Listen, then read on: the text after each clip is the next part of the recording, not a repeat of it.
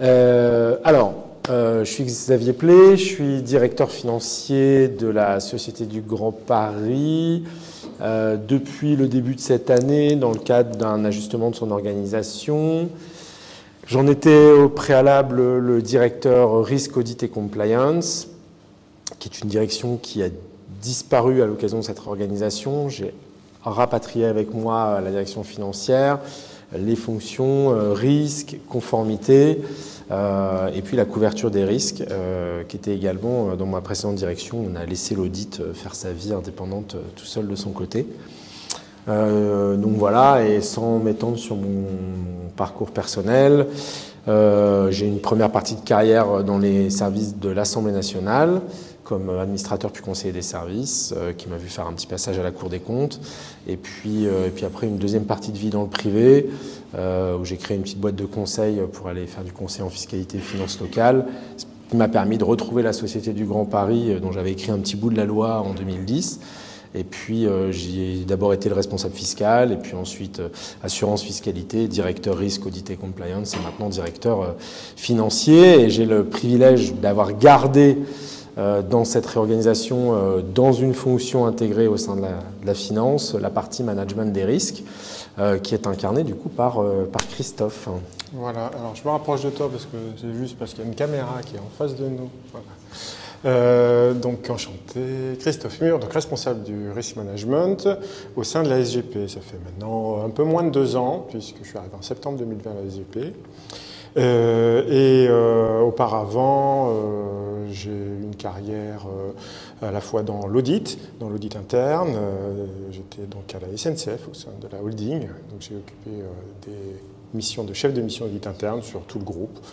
Et également, encore auparavant, SNCF Réseau et ARFF, en tant que responsable d'évaluation financière des conventions de financement, des projets d'infrastructure,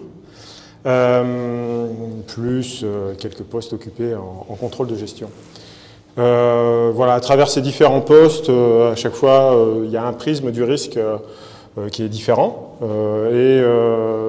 Le risk management qu'on va vous présenter là, et finalement, c'est l'association de différents points de vue du risque. Et c'est une matière qui est passionnante parce que ça permet finalement d'avoir cette vision un petit peu complète.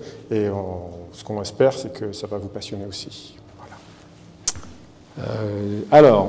On attaque. Malgré le Covid, la carte du Grand Paris Express n'a pas changé.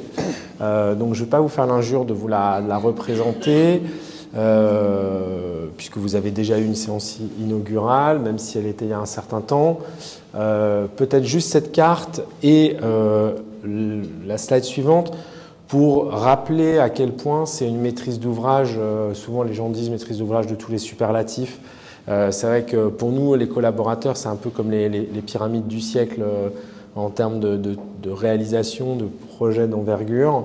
Et évidemment, c'est pas anodin parce que la démarche de management des risques, elle prend évidemment encore plus son sens quand tous les enjeux sont démultipliés. Les enjeux de délai, les enjeux politiques, la carte, vous la connaissez. On est une source de tracasserie, de nuisances, de conflits de voisinage dans la plus grande région de France, la plus peuplée. On a tout un tas de problèmes d'acceptation politique, que ce soit avec nos tutelles ou avec nos avoisinants.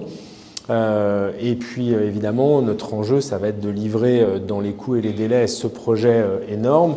Et donc la maîtrise de nos risques est évidemment un enjeu majeur. Je vous rappelle également, juste avant de rentrer dans le vif du management des risques, la feuille de route telle qu'elle a été recalée par nos tutelles l'été dernier, à la suite de la prise en compte de la crise sanitaire sur nos chantiers. Là, vous avez en gros la photographie des tronçons. Tout le monde a en tête 2024, la ligne 14 pour les JO, son extension vers Orly, l'ouverture de Saint-Denis-Pleyel, qui est le grand hub du Grand Paris Express, également pour les JO. Et puis ensuite, dans l'ordre progressivement, la 15 Sud, qui n'existe pas, hein, qui est en fait la partie sud de la ligne 15. La 15, c'est cette rocade qui fera le tour de Paris, enfin de la première couronne. Et puis ensuite, la suite de la ligne 16 en 2026. Et puis après, progressivement, voilà, les tronçons de la ligne 18 et de la ligne 17 jusqu'aux extensions 2030 vers Roissy, et puis la fin de la 18 et la complétude de la rocade avec la 15 Est et la 15 Ouest qui vont venir se rejoindre à Saint-Denis-Pleyel. Bon, c'était pour que vous ayez un peu ces éléments-là en tête. Alors, pourquoi est-ce qu'on manage les risques dans un macro-projet comme le nôtre? La première réponse, c'est parce qu'en fait, c'est notre métier, c'est par nature. Quand on est un grand maître d'ouvrage, mécaniquement, on essaie de manager nos risques.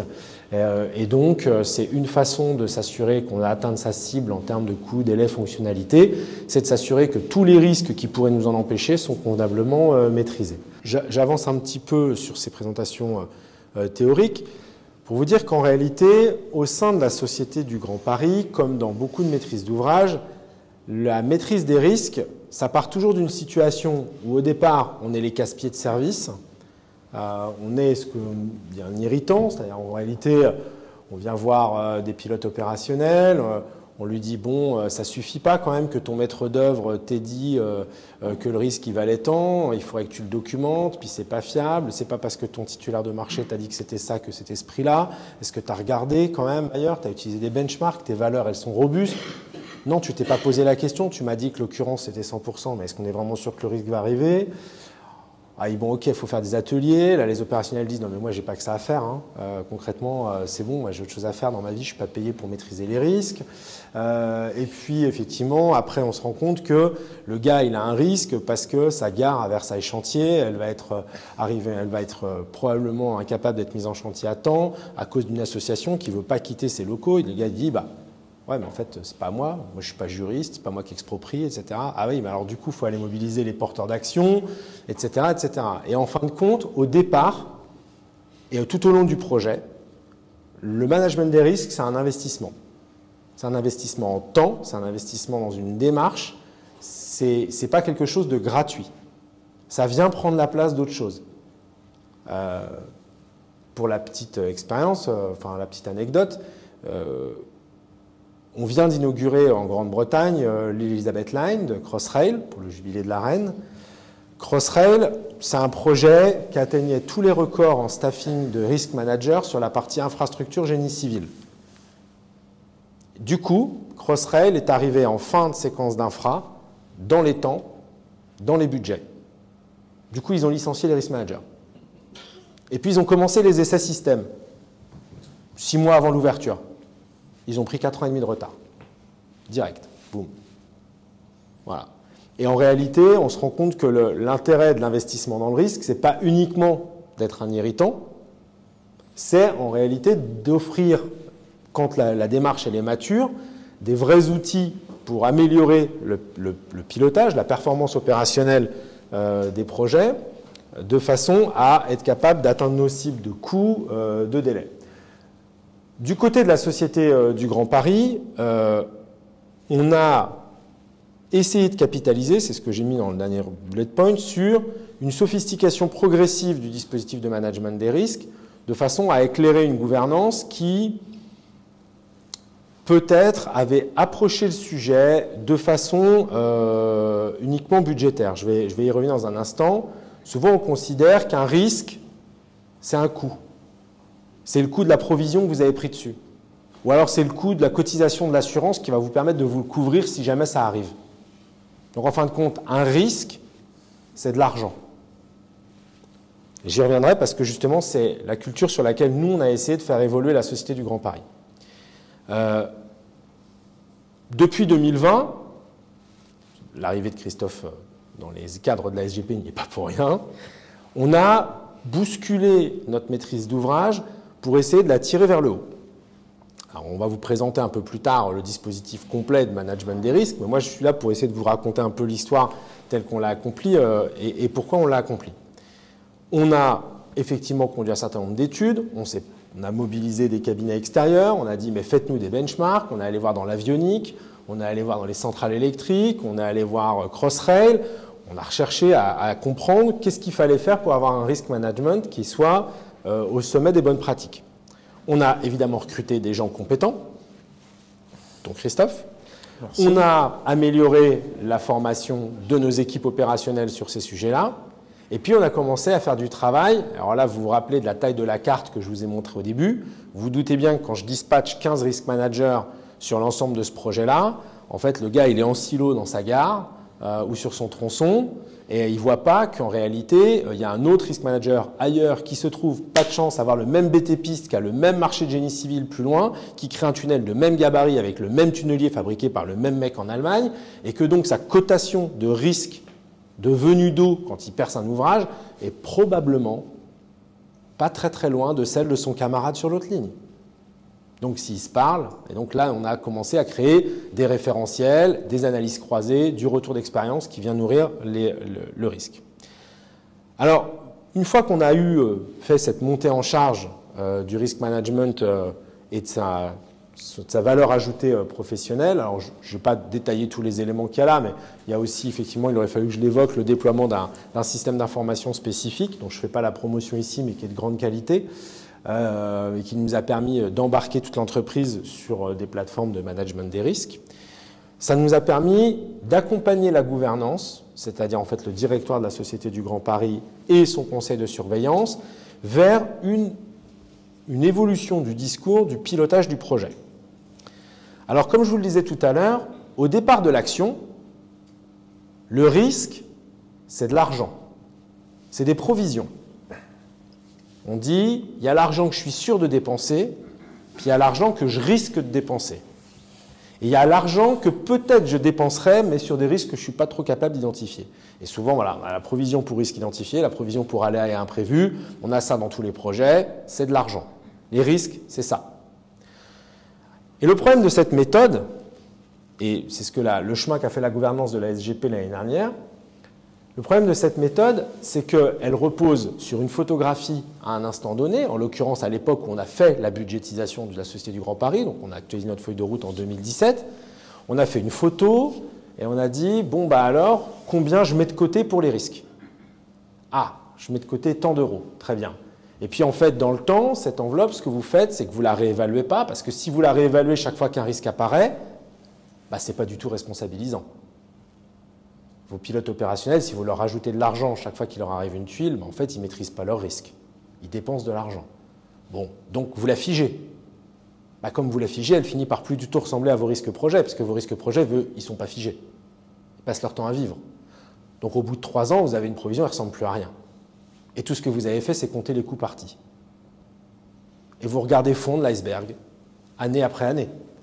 Et votre pilotage des risques, il en est réduit à l'appauvrissement d'une poche budgétaire, et à la fin, il n'y en a plus. L'idée, ça a été d'amener, comme c'est le cas dans beaucoup de maîtrises d'ouvrage, ce que je vous raconte là n'est pas du tout révolutionnaire, a été d'amener la gouvernance vers une autre vision des choses, en disant, une fois qu'on a des risques identifiés, c'est plus intéressant de savoir combien ils vont nous coûter dans le futur.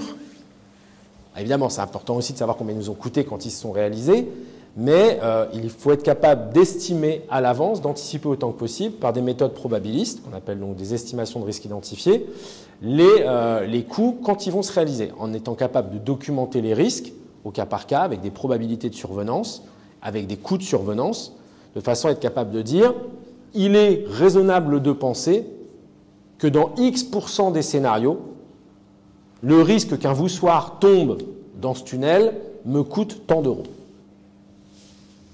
Et ça a de multiples valeurs. Christophe y reviendra tout à l'heure quand il vous parlera des fiches de risque, des registres de risque, etc. Ça a des valeurs opérationnelles, parce qu'à partir du moment où un opérationnel, je fais juste une parenthèse, à partir du moment où un opérationnel a mouillé le maillot, il a dit c'est tant de chance d'arriver et puis c'est tant d'euros, bah derrière on lui dit ah bah regarde c'est super, maintenant tu as 2 variables que tu peux améliorer. Avant tu constatais ce que tu avais dépensé, maintenant on te dit comment tu fais pour faire baisser ta probabilité d'occurrence et comment tu fais par ailleurs pour faire en sorte que ça te coûte moins cher si jamais ça arrive. Et là on rentre dans la logique de la maîtrise et du plan d'action. Mais pour ce qui est strictement de la gouvernance de la Société du Grand Paris, donc ce qu'on a fait, c'est qu'on a amené le projet à dire on sait combien on va dépenser avec certitude, au lieu de prendre une poche budgétaire pour figurer nos risques, on va faire une estimation probabiliste de combien ils vont nous coûter. Alors c'est une méthode qui est connue, qui est la méthode Monte Carlo. En fait, on fait des tirages aléatoires, etc. Bon, si ça vous intéresse, Christophe est un spécialiste, il vous racontera tout ça. Mais en gros, c'est des méthodes probabilistes qui reposent sur la théorie des grands nombres, au-delà desquelles les probabilités ne bougent plus. Et donc, ce que vous faites, c'est que vous dites, bon, bah voilà, j'ai un univers de risques. Ça vous intéresse, à la Société du Grand Paris, dernière simulation Monte Carlo, on est à 2000 risques. 2064, 2000 plus, voilà, qu'on va dire. Un peu plus de 2000 risques dans des registres. Et donc, en fait, c'est un exercice de combinatoire. Vous jetez les dés X milliers de fois, 100 000 fois. Vous dites, bon, qu'est-ce qui se réalise, qu'est-ce qui ne se réalise pas. Puis après, chaque fois que vous savez qu'est-ce qui se réalise, vous refaites un tirage. Vous dites, bah, et ça me coûte combien, hein, puisque vous avez des probabilités, des valorisations probabilistes dans vos risques. Voilà. Et puis, vous le faites une fois. Puis, vous recommencez, vous recommencez, vous recommencez, vous recommencez 100 000 fois. Puis, à la fin, vous vous rendez compte que les probabilités ne se déforment plus. Vous avez votre courbe de distribution. Et vous êtes capable de dire, eh ben, voilà, avec tant d'euros, je couvre X% de mes scénarios. Et puis après, vous allez voir votre gouvernance et vous dites, bon, combien tu veux couvrir? Et dans le benchmark qu'on a des grands projets, on couvre avec un taux prudentiel 85% des scénarios simulés, on appelle un P85. Et donc, effectivement, nous, c'est la référence qu'on a au sein de la Société du Grand Paris. Et donc, au lieu d'avoir, je reviens toujours à ma poche budgétaire, au lieu de dire j'ai mes coûts certains et j'ai une enveloppe budgétaire, je dis j'ai mes coûts certains et j'ai une estimation prudentielle de combien ça me coûterait dans le pire des mondes si vraiment tu ne faisais pas ton travail de maîtrise. Ça me coûterait la couverture de 85% des scénars. Mais heureusement, maintenant que tu as identifié tes risques, je vais simuler ça tous les 6 mois et je vais mesurer ta performance à les maîtriser. Donc je ne vais pas subir les 85%, je vais faire en sorte qu'ils décroissent. Et on a des schémas qui ressemblent à des trucs comme ça. Alors là, vous avez un exemple qui n'est pas un exemple tiré de chez nous, mais c'est un exemple qui est rigolo parce qu'il est tellement magnifique, il ne pouvait être qu'en Suisse, tellement il est propre. Donc vous voyez une trajectoire de coûts en évolution progressive, certes des coûts certains, puisqu'on en achète, on est capable d'acquérir de la certitude de 6 mois en 6 mois sur les coûts à terminaison. Et puis on est capable également de faire une reprévision, une réestimation de nos risques identifiés par la méthode Monte Carlo de 6 mois en 6 mois. L'intérêt de ça, donc tout à l'heure je vous ai présenté la partie gauche de la courbe, celle qu'on avait jusqu'en 2018, enfin des bâtons là, donc on avait des coûts techniques, puis on avait des provisions au-dessus. Et puis depuis, notre gouvernance est basculée dans une autre logique qui est de dire, maintenant ce qu'on va faire, c'est qu'on va se garder une petite poche d'aléas entre les mains du patron, et puis on va travailler autrement, on va se fixer un coût d'objectif global. Ici. Oui, je me permets. Moi, c'était bien en amont, en fait. À quel moment la question de créer un service dédié au management des risques émerge? Ah, j'aurais dû en parler, effectivement. À quel moment voilà, on constitue une équipe dont la tâche est uniquement celle-ci? Ouais. Alors, on le décide après l'enquête de la Cour des comptes en 2017, qui arrive sur la Société du Grand Paris et qui dresse un constat d'une extrême sévérité sur la maîtrise des coûts du projet, mais également sur la capacité de la Société du Grand Paris, qui est principalement un acheteur. Hein, il n'y a pas de pilote de grue chez nous, on ne fait que acheter des prestations à des entreprises. Et la Cour des comptes dresse un constat resté célèbre. 1, que nos coûts sont insuffisamment dimensionnés. 2, que nos risques sont absolument pas maîtrisés et encore moins gérés ou identifiés convenablement.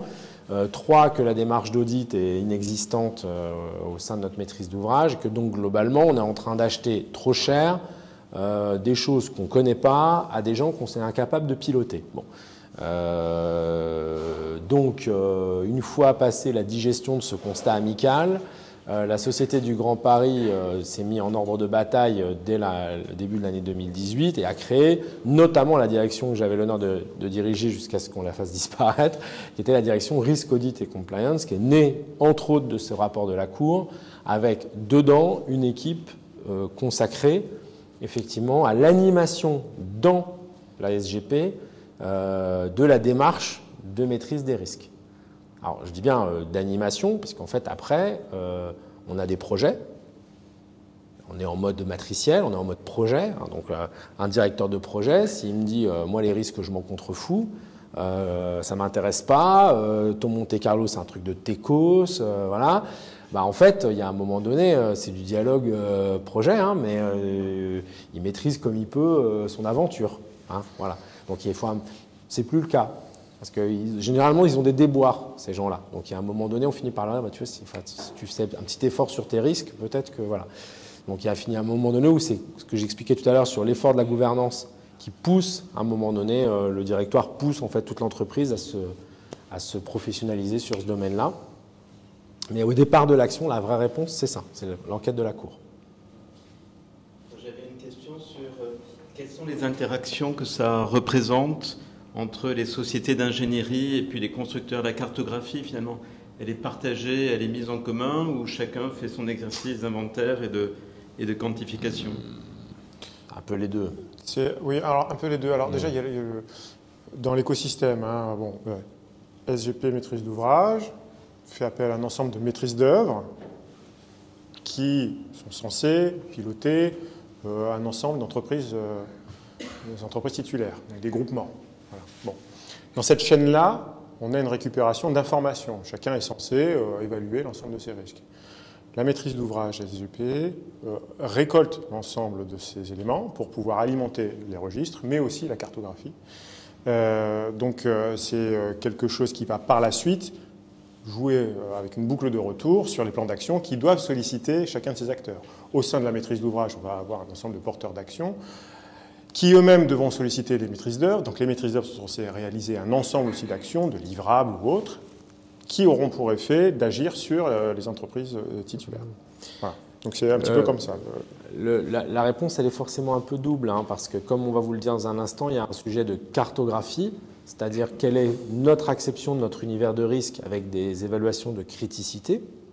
Ça, on peut le partager, c'est un document de gouvernance, c'est un document stratégique, on le partage avec nos assureurs, on le partage avec notre écosystème. Après, il y a les fiches de risque. Le risque, le maître d'œuvre s'est trompé, son estimation de ma passation de marché est insuffisamment chère. Si je le partage avec mon maître d'œuvre, je vais me faire racketter de l'argent. Les risques où je challenge les titulaires de marché de travaux, je ne peux pas les partager avec eux. L'argent que je valorise en face de tel ou tel risque opérationnel réalisé par telle ou telle entreprise, si je le partage avec elle, je me le fais racketter instantanément. Donc je suis obligé de garder une forme de confidentialité dans mon management des risques. Ce que je peux partager, c'est le niveau stratégique de ma vision de mes risques. Je ne peux pas partager ma valorisation opérationnelle et mes plans d'action. Mais en complément, est-ce qu'on ne peut pas dire que vous imposez des méthodes de gestion de risque chez vous, dans toute la chaîne, jusqu'à l'entreprise, qui doit, quelque part, dans ses plans qualité ou je ne sais pas quoi, faire en sorte d'apporter les moyens de maîtriser le risque au plus près de l'endroit où il réside, pour que ça remonte. Alors, je ne parle pas de valeur, mais est-ce que vous avez mis en place un système qui soit un peu comme ça enfin, c'est un peu utopique, mais ça existe de plus en plus, quoi. La finalité, c'est celle-ci. Oui, dans un monde idéaliste plus qu'utopique, mais oui, c'est ça. Ce serait un monde idéal, ce serait que ce dispositif, il entraîne une chaîne de vertu d'une certaine manière. Il faudrait qu'on soit susceptible de répercuter sur les bons porteurs les bons coups aussi pour que ça discipline tout le monde. Ce n'est pas forcément toujours le cas. Mais si on a le temps, moi, je vous présenterai une partie de ce que vous... Mais bon, je vois le temps qui fuit, déjà 19h52. Mais en tous les cas, ce que vous décrivez là, ça fait l'objet de réunions spécifiques puisqu'on a des revues dites tripartites, MOA, MOE, entreprise titulaire, des revues uniquement MOA, MOE, et puis ensuite tout un dispositif au sein de la MOA. Mais effectivement, le but, c'est bien d'embarquer tout le monde, sinon ça n'a pas de sens. Ce que je vous propose, si... Un complément, ce que l'on voit de plus en plus, c'est que contractuellement, la maîtrise d'ouvrage impose à la maîtrise d'œuvre de fournir son registre des risques. Oui, c'est le cas chez nous. C'est le cas chez nous aussi, mais vous avez raison. Ouais. Tout à fait. Et pas que. Enfin, on a tout un tas, effectivement, vous avez raison, hein, d'exigences contractuelles qui nous permettent effectivement de parler de maîtrise des risques. Je vous propose peut-être d'aller beaucoup plus vite sur des sujets très théoriques. Je vois que vous avez des questionnements légitimement opérationnels pour en venir au dispositif. Je ne reviens pas sur ce que c'est qu'un risque. Je ne reviens pas non plus sur les différents objectifs de la démarche, identification, robustesse de l'évaluation, tenter de réduire. Un mot quand même sur la valeur intrinsèque qu'a la dynamique temporelle. Une des vertus du management des risques, c'est de photographier. Et encore, c'est le côté time-lapse, en fait, c'est-à-dire qu'en fait, la maîtrise des risques, ce n'est pas quelque chose de statique. C'est forcément une démarche qui est dynamique. Et donc, à l'instant où on commence, ce qui a de l'intérêt, vous vous rappelez le graphique du Saint-Gothard là, qui était évolutif comme ça, en fait, c'est des photos de 6 mois en 6 mois. Et ce qui est intéressant, ce n'est pas la photo. Ce qui est intéressant, c'est de voir comment ça se déforme dans le temps. Et encore une fois, ça a beaucoup plus de valeur d'aller challenger un opérationnel en disant « c'est bizarre parce que quand même tu m'avais dit que ton plan d'action il réduirait la valeur moyenne de ton risque de 10 millions, tu as mené ton plan d'action et pourtant tu ne m'as pas révisé ta valeur de risque. Ça c'est quand même curieux, ton action a été pourrie ou bien tu as raté ton coup ?» Bon, alors, ta action était pourrie, bon, c'est pas grave, tu vas m'en donner une meilleure du coup et on refotographiera dans 6 mois. Et en fait, avec du challenge à intervalles réguliers comme ça, on se rend compte que là, on commence à peser sur le pilotage opérationnel du projet par la méthode des risques. Je passe rapidement sur la photo du dispositif d'ensemble, qui est un dispositif très complexe, pour en venir à vous dire qu'en fait, il y a au sein de la Société du Grand Paris une volonté de croiser en fait deux approches. Celle dont on a parlé jusqu'à présent, c'est la méthode bottom-up. On a des gens qui conduisent le projet, ils ont des risques, ils les évaluent, ils les mettent dans des fiches, ils les challengent, etc. Nous, on leur donne éventuellement des méthodes. Christophe va y revenir dans un instant. Sauf que ça nous amène 2000 fiches de risque. Moi, avec 2000 fiches de risque, je n'emmène pas le président du directoire. Bon, or, c'est important. J'emmène pas non plus le COMEX de la boîte. Or, c'est vachement important.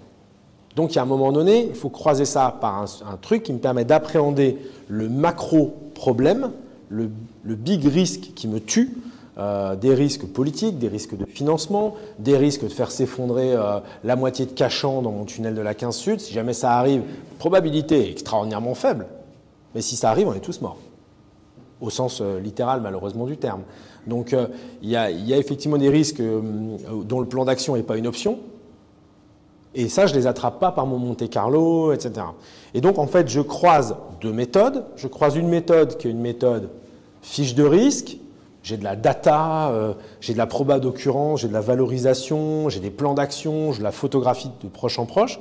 Et puis, une méthode plus qualitative, où là, effectivement, pareil, Christophe va vous détailler tout ça, mais où là, en fait, je prends le sujet plutôt top-down, j'approche des référents, des directeurs de haut niveau, je leur pose des questions sur des risques industriels stratégiques ou des risques corporate que mes opérationnels ne voient pas. Hein, le risque que l'élection présidentielle m'amène demain un ministre peu favorable au projet. Le risque demain que l'agence France Trésor m'empêche d'émettre mes obligations qui me permettent de financer mon projet. Ça, moi, mon gestionnaire de marché TCE de la gare, machin, en fait, ça lui passe complètement au-dessus. Et pourtant, ça peut me créer 8 milliards d'impasses et puis je ne sais plus payer son prestataire. Donc, il faut que j'ai une méthode qui dépasse l'opérationnel et qui me permette de photographier dans un document simple le top 20 ou le top 30 de mes macro-risques, ceux qui me permettent, ou par famille de risques si vous préférez, qui me permettent d'identifier et d'emmener ma gouvernance. Parce qu'après, je vais dire, regarde, j'ai identifié, après tous mes entretiens avec tes directeurs, tes chefs d'unité, les directeurs COMEX, le président du directoire, les membres du comité d'audit, ouais, conditions concurrentielles, criticité 16. C'est la gravité max, la probabilité max. Alors vous allez me dire, ouais, c'est super logique en fait, vu tout ce qu'on achète, l'état de la concurrence sur les marchés publics, évidemment que c'est une condition majeure du projet, c'est un risque important.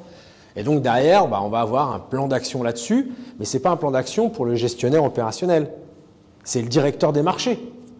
C'est le membre du COMEX. Parce que ça, pour le coup, ça, je peux le partager avec mon président de directeur. Je dis, regarde, il y a 20 bullet points. Regarde, ça, c'est la photo de ta boîte. Voilà où tu dois mettre le poids du corps dans les 2 années à venir dans ton COMEX. Là. Tu vois là? Tu vois tes sujets marchés, travaux souterrains, interface. Voilà, c'est là qu'il va t'arriver des galères.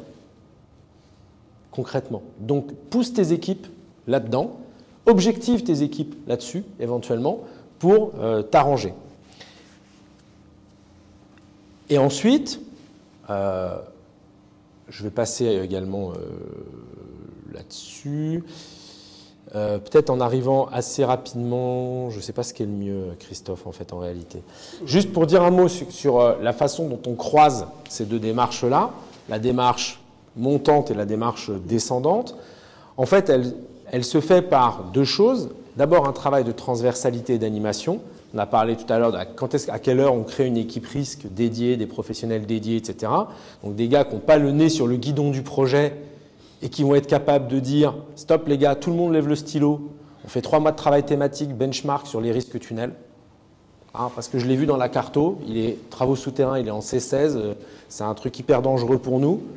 On n'est pas assez fort, on n'est pas assez docu, on va aller chercher à droite à gauche les informations. Et puis ensuite, une fois qu'on aura fait ça, une fois qu'on aura les informations, on va redescendre dans tous nos projets les bonnes règles d'évaluation de nos risques tunnels. Parce qu'on sera sûr de notre coup, on aura bien bossé, on aura été voir d'autres maîtrises d'ouvrage, on sera beaucoup plus robuste. On va créer des référentiels qui vont nous permettre de stabiliser nos évaluations de risque. Et puis après, on va évidemment, on est malin, on va se mettre des tags. On va dire maintenant que j'ai une carto où ma gouvernance, elle connaît ma cartographie des risques, elle a bien vu les 20 bullet points. Ces 20 bullet points, je vais les mettre en tag sur toutes mes fiches de risque. Puis après, je vais dire, dis donc, est-ce que la somme de mes évaluations de mes petits risques opérationnels, ça correspond bien à la vision du patron? Que le patron, il me dit, non mais moi je vais mourir sur approvisionnement, quoi. La chaîne d'approvisionnement, les composants électroniques, tu te rends pas compte, l'inflation, je vais mourir dessus, je pourrai plus bosser, j'ai plus de cuivre, j'ai plus de composants, enfin c'est l'enfer, etc. Tu te rends pas compte, mes fournisseurs m'appellent toutes les semaines. Voilà. Bon, et les mecs qui gèrent les marchés, ils te disent, bah en fait non. Ça se passe plutôt mieux même. Il y a un mois c'était un peu galère, là c'est en train de revenir, nickel. Ça s'est bien passé. Et t'as pas des courriers des fournisseurs? Bah non. T'as pas des clèmes? Bah non. D'accord. Donc en fait, le patron de la boîte en question, il a appelé le patron de chez nous pour essayer de se gratter un peu au passage. Mais en fait, il n'y a pas de risque. Ta vision carto, là, elle est erronée. Il y a un biais cognitif du chef. Bien à l'inverse, comme je le disais tout à l'heure, on peut avoir des biais opérationnels où l'opérationnel, lui, ne va pas déceler l'enjeu majeur pour le projet. Et donc, il faut toujours croiser ces deux visions. Parce que si on reste le nez sur le marché de travaux ou au contraire à un niveau excessivement stratégique, on perd forcément de l'information. Et on peut avoir la photo fidèle que si on les croise, quoi. Si tu es d'accord, Christophe, on glisse sur les aspects intervention de la filière. Oui. Et je te laisse, moi je vais m'asseoir et je te laisse continuer à jouer avec. Je ne sais pas si vous avez des questions déjà à ce stade-là. Là, on va rentrer un petit peu plus dans le détail de l'organisation, comment on fait vivre tout ça. Parce que là, on vous a exposé les principes. Après, c'est comment on fait vivre tout ça, puisque derrière, il y a beaucoup de personnes. On va détailler tout ce que la SGP a mis en œuvre, parce qu'elle a mis des moyens, des humains, des outils, des compétences, des processus, bref, et de l'argent. Donc, on attend un retour. Mais un des premiers sujets, c'est qu'il faut animer tout ça. C'est-à-dire que c'est au jour le jour. C'est pas parce qu'on délivre un référentiel, c'est pas parce qu'on met à disposition un SI que l'ensemble va tourner. Donc il faut régulièrement faire des réunions, certes, mais solliciter les personnes, les interviewer, voir sur le terrain ce qui se passe, croiser les informations, rendre compte à la gouvernance, mettre en tension l'ensemble du système pour qu'à un moment donné, tout le monde rentre dans la danse. Quand je dis tout le monde, le risk management, ce n'est pas une affaire de risk manager. C'est ce que j'essaye à chaque fois de répéter. Le risk manager est là pour accompagner, c'est un peu un chef d'orchestre. Mais le risk management, c'est avant tout le fait que du haut de la hiérarchie, donc, pour la SGP, c'est le directoire, jusqu'au gestionnaire de marché, chef de projet secteur, le directeur projet adjoint, etc. Donc, vous avez l'ensemble des acteurs qui sont en fait sollicités et qui vont devoir rendre compte à travers le prisme du risk management. Pour être un peu plus clair, même si ça n'est pas forcément vu comme ça, vous avez un petit schéma d'organisation. L'unité risk management, le responsable c'est moi, les risk managers qui me sont rattachés, c'est la case que vous avez au milieu. Vous avez d'autres risk managers qui ne sont pas rattachés hiérarchiquement et c'est mieux comme ça. C'est-à-dire qu'ils sont rattachés hiérarchiquement au directeur de projet, c'est la grosse boîte que vous avez à côté. Donc il y a une certaine proximité avec les directeurs de projet. Ça permet d'avoir une personne sur laquelle le directeur de projet va pouvoir s'appuyer. Voilà.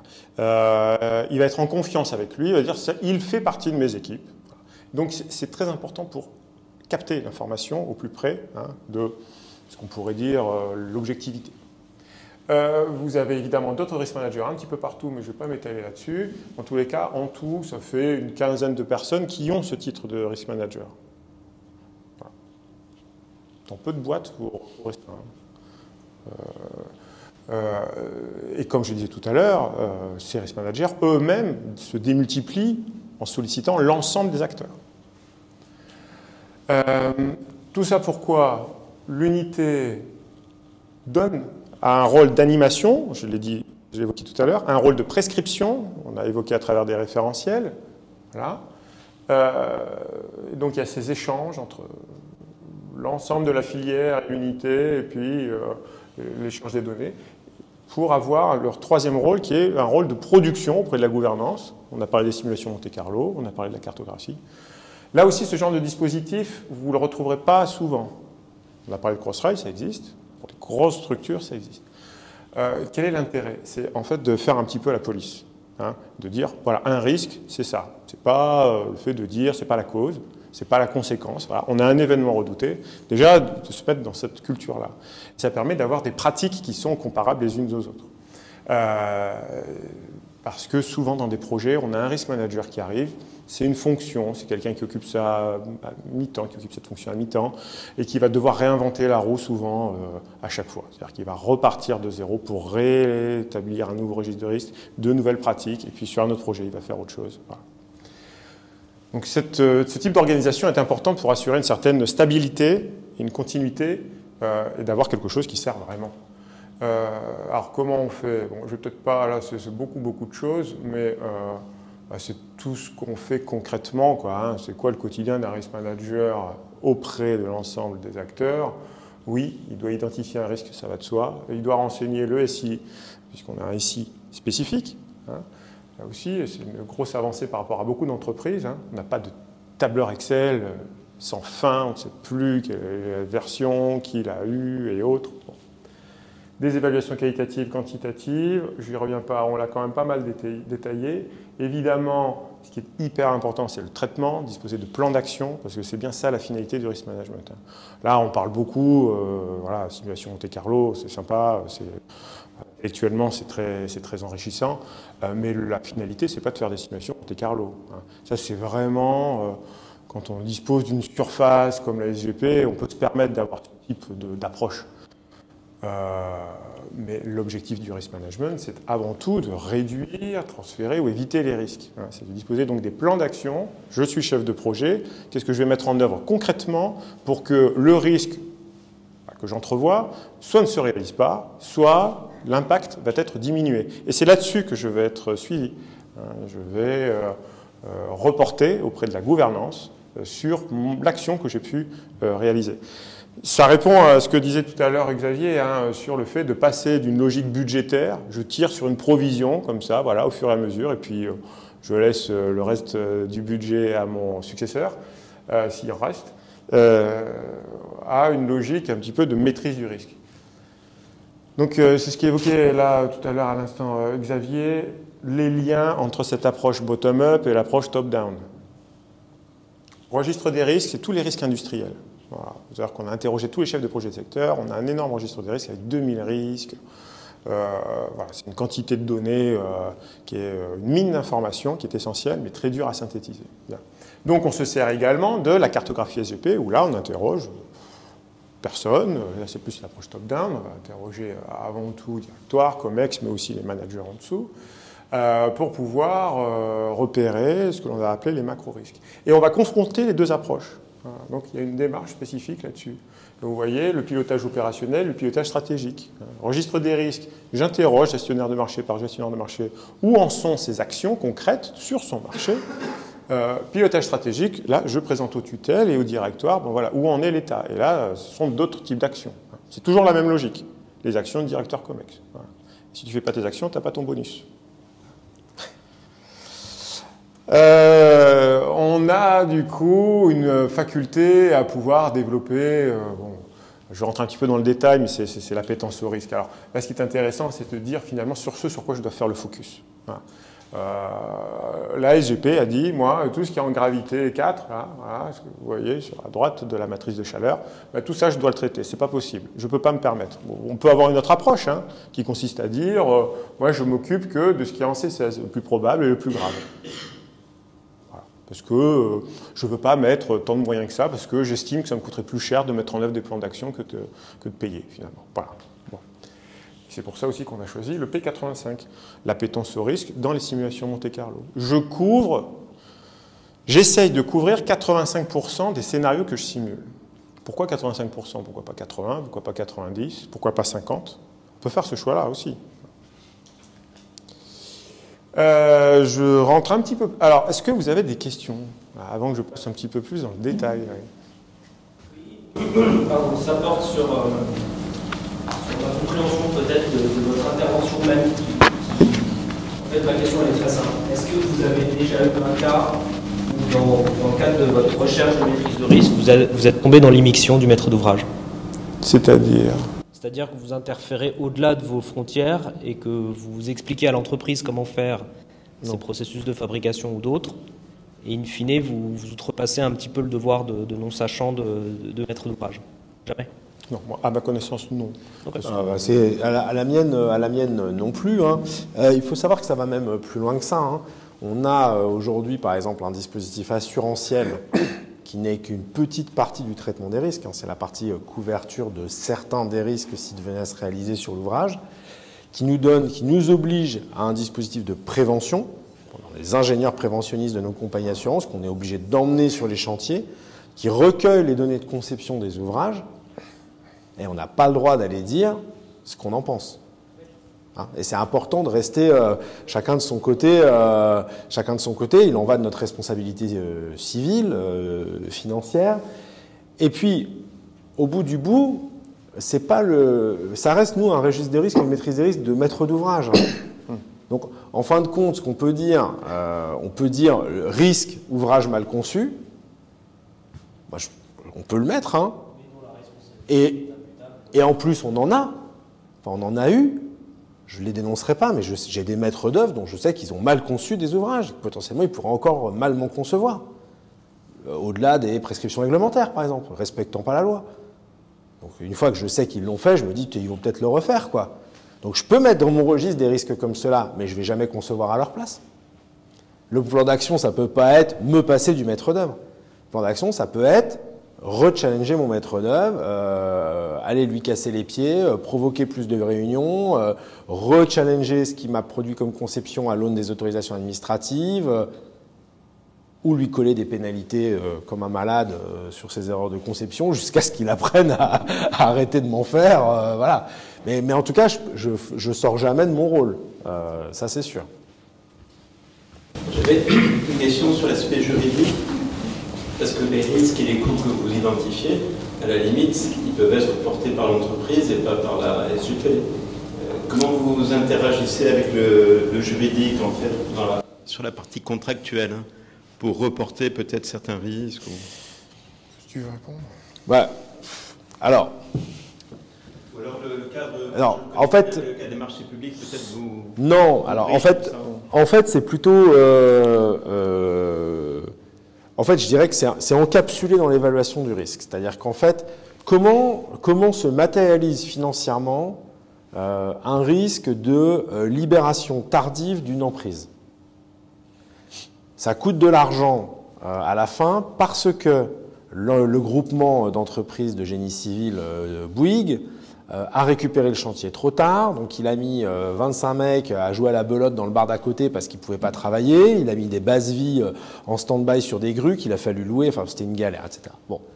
Mais ça se traduit comment? On va avoir un claim qui va arriver à un moment donné dans la vie du contrat où l'entreprise va venir nous demander de l'argent là-dessus. Et nous, notre risque, ce qu'on va payer de notre risque, c'est notre négo final sur ce claim. Donc, dans l'évaluation qu'on fait avant tout ça, quand on crée un risque, on dit peut-être que l'emprise elle sera libérée trop tard parce que Madame Michu, qu'on doit exproprier dans tel bled, en fait on n'arrivera pas, enfin bon bref, on va libérer en retard, ça générera un coût, etc. Combien on estime qu'on sera obligé d'en prendre sur les postes de coûts qui arriveront dans la réclamation de l'entreprise en fait. Hein, et donc, on fait déjà dans l'évaluation la part des choses, puisque de fait, on va en laisser à la charge de l'entreprise. Hein, donc je dirais que si le risque il est 100% couvert, je prends un autre exemple. On a des risques dommages aux avoisinants, mais j'ai aussi une police responsabilité civile extrêmement charpentée quasiment sans plafond, négocié pour l'ensemble du projet, qui est hyper costaud. Si demain j'effondre un immeuble, ça me coûtera sur plein d'aspects, mais pas financièrement, pas l'indemnisation. Ça ne sert à rien de me mettre, et donc de fait, dans les critères qualité que les équipes de Christophe traquent dans les registres de risque, c'est « as-tu été voir l'équipe assurance ?» As-tu nettoyé ton registre de risque des clauses des contrats d'assurance? Parce que ça ne sert à rien de le mettre là, dans ton registre, et de le payer une deuxième fois dans une police d'assurance. Si tu as choisi d'acheter une assurance pour te couvrir, ça ne te coûtera pas. Ça te coûtera la franchise. Donc, c'est pas la peine de le... Donc, on le revalorise à hauteur de la franchise. Voilà. Mais donc, en fait, c'est dans l'évaluation même du risque qu'on a cette espèce de travail de départ de responsabilité. Ce qui est intéressant dans la question que vous posez et qui, nous, est un de nos facteurs de progrès, car en fait, tous les dispositifs demandent à maturer, c'est qu'on ne peut pas faire de management des risques sans faire du contract management en amont. Hein, et donc, il faut un temps d'acculturation. Le premier temps, c'est de dire à l'opérationnel, vous vous rappelez, hein, je l'ai dit au début, c'est un investissement, c'est de l'irritant. Le mec, il faut lui dire, mais si, tu as du temps. Entre deux réunions grues, tu as du temps. Tu as du temps pour faire un registre de risque. Après, il faut aller voir le contract manager, qui est au milieu de ces piles de courriers, de clem, machin. Il dit, si, mais je t'assure que ça vaudra le coup à la fin que tu m'aies aidé à quantifier les réclamations, etc.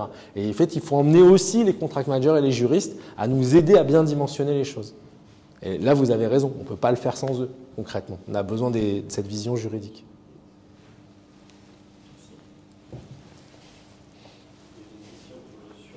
Le recul que vous avez déjà sur la mise en place de tout ça, et sur le fait de savoir si effectivement on est dans une courbe qui descend, si on est dans un plateau ou si on n'a pas assez de recul.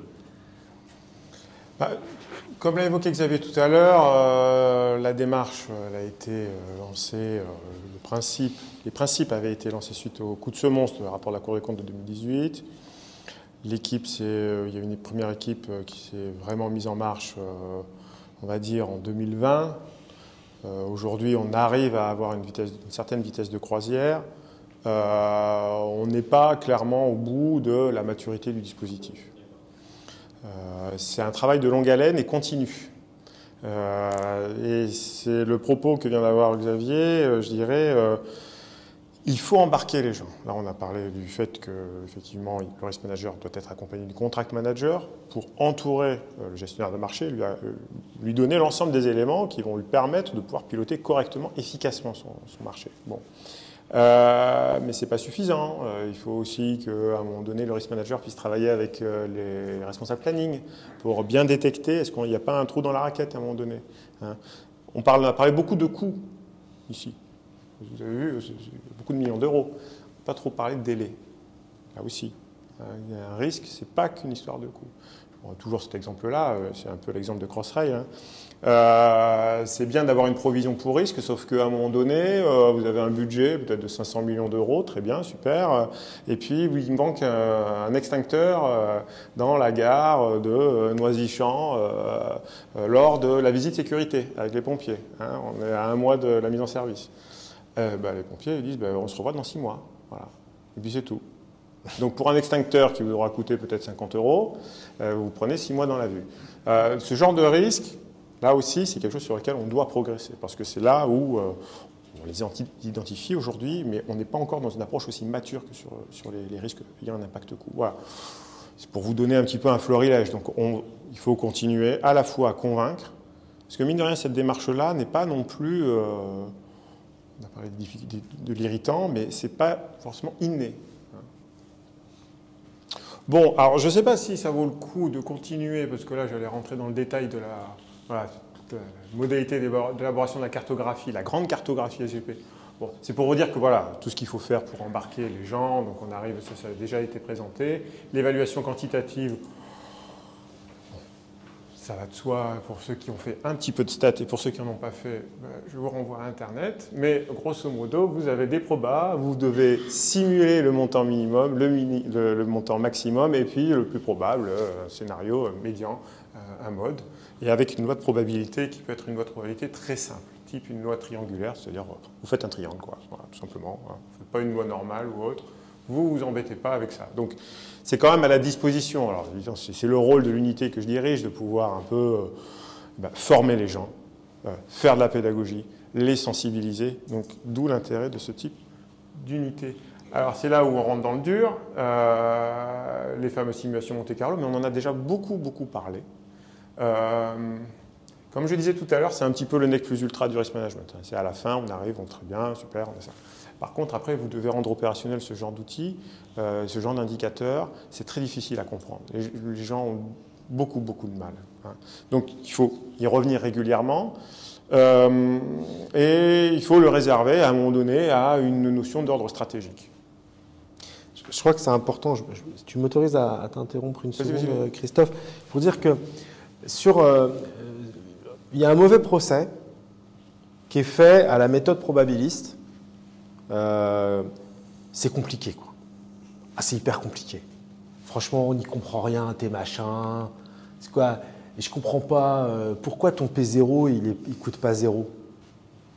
Alors on est là, on fait des discussions infinies en COMEX, etc. Et après on dit, oh, mais tu te rends bien compte que c'est tellement compliqué que forcément ça doit manquer d'opérationnalité. Or en fait, Christophe a tout résumé à l'instant. À la base, c'est combien ça te coûte au minimum, combien ça te coûte au maximum et combien il y a de pourcents de chances que ça arrive. Ce qui, pour le coup, en termes d'acception mathématique, est assez modeste. Enfin, je veux dire, on n'exige pas un niveau technique de la part de l'opérationnel qui est démesuré. Notre capacité à produire une photo ensuite, je dirais que ce n'est pas leurs oignons, c'est le sien, c'est son travail à lui de produire sa courbe, d'aller voir la gouvernance et de lui dire il faut tant d'euros dans les estimations pour risque identifié. Bon. Et l'opérationnel lui-même, il ne faut pas confondre. On ne lui demande pas de technicité. Et il a raison, il ne faut pas chercher des lois probabilistes complètement délirantes. La plus grande valeur de la démarche, elle va être d'aller interroger. Ah, tu m'as dit 50% de chance que ça arrive, une chance sur deux que ça arrive, d'accord. Bon, mais c'est bizarre parce qu'on a fini la ligne d'à côté et puis en fait c'est arrivé que dans un tiers des cas.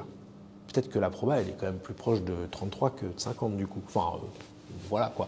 Sauf si tu m'expliques qu'il y a vraiment un facteur différenciant, auquel cas pourquoi pas. C'est peut-être même 75, mais c'est le challenge qui est important, beaucoup plus que la loi mathématique. On s'en fiche de la loi mathématique. Enfin je ne vais pas dire qu'on s'en fiche, mais en tout cas l'animation a plus de valeur du point de vue opérationnel que la complexité technique ou statistique de l'opération.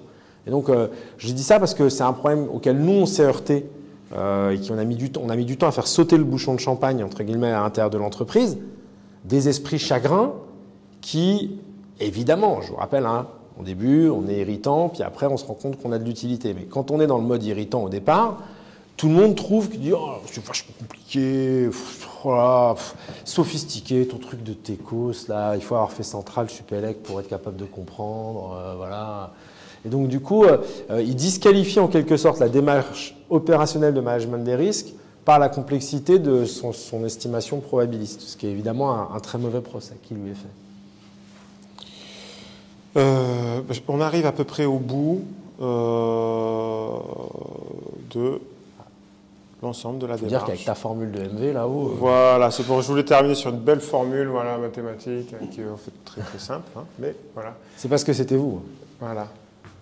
C'est uniquement pour vous. Voilà. Il y a quand même un petit point auquel peut-être juste pour terminer, parce que tu l'as évoqué tout à l'heure, on n'a pas amené, ou peut-être tu l'as amené en annexe, je ne sais pas, ça vaudrait peut-être un exemple d'une fiche de risque. Tac. Non, je ne sais pas là. Eh ben non, on l'a pas. Mais elle était là, quelque part, dans le début de la présentation. Excusez-moi, voilà, ici. Ouais, mais non, c'est pas les nôtres, ça. T'en voulais... Bon, c'est pas grave. Bon, en tout cas, ce que je voulais dire pour terminer, Christophe l'a dit, l'objectif in fine de tout ça, c'est pas que le risque soit payé, c'est qu'il n'arrive pas. Ou qu'on ne le supporte pas. Et donc, à la fin, quand on a fait la bonne photo, qu'on a fait accepter que la photo était compliquée, mais que voilà, qu'on a fait effectivement des fiches de risque, de qualité, l'étape de maturité, celle qui est devant nous assez largement avec Christophe, c'est l'étape où le plan d'action produit ses effets. Et de fait, alors il y en a qu'on n'est pas capable de mesurer très vite, où on voit bien qu'on est en train de prendre le bon plan d'action. Je vais vous prendre un exemple, parce que pour le coup c'est un secret de polichinelle. On a sur la ligne 15 Sud terminé la partie génie civil, quasiment intégralement, on a fini le tunnel en tout cas.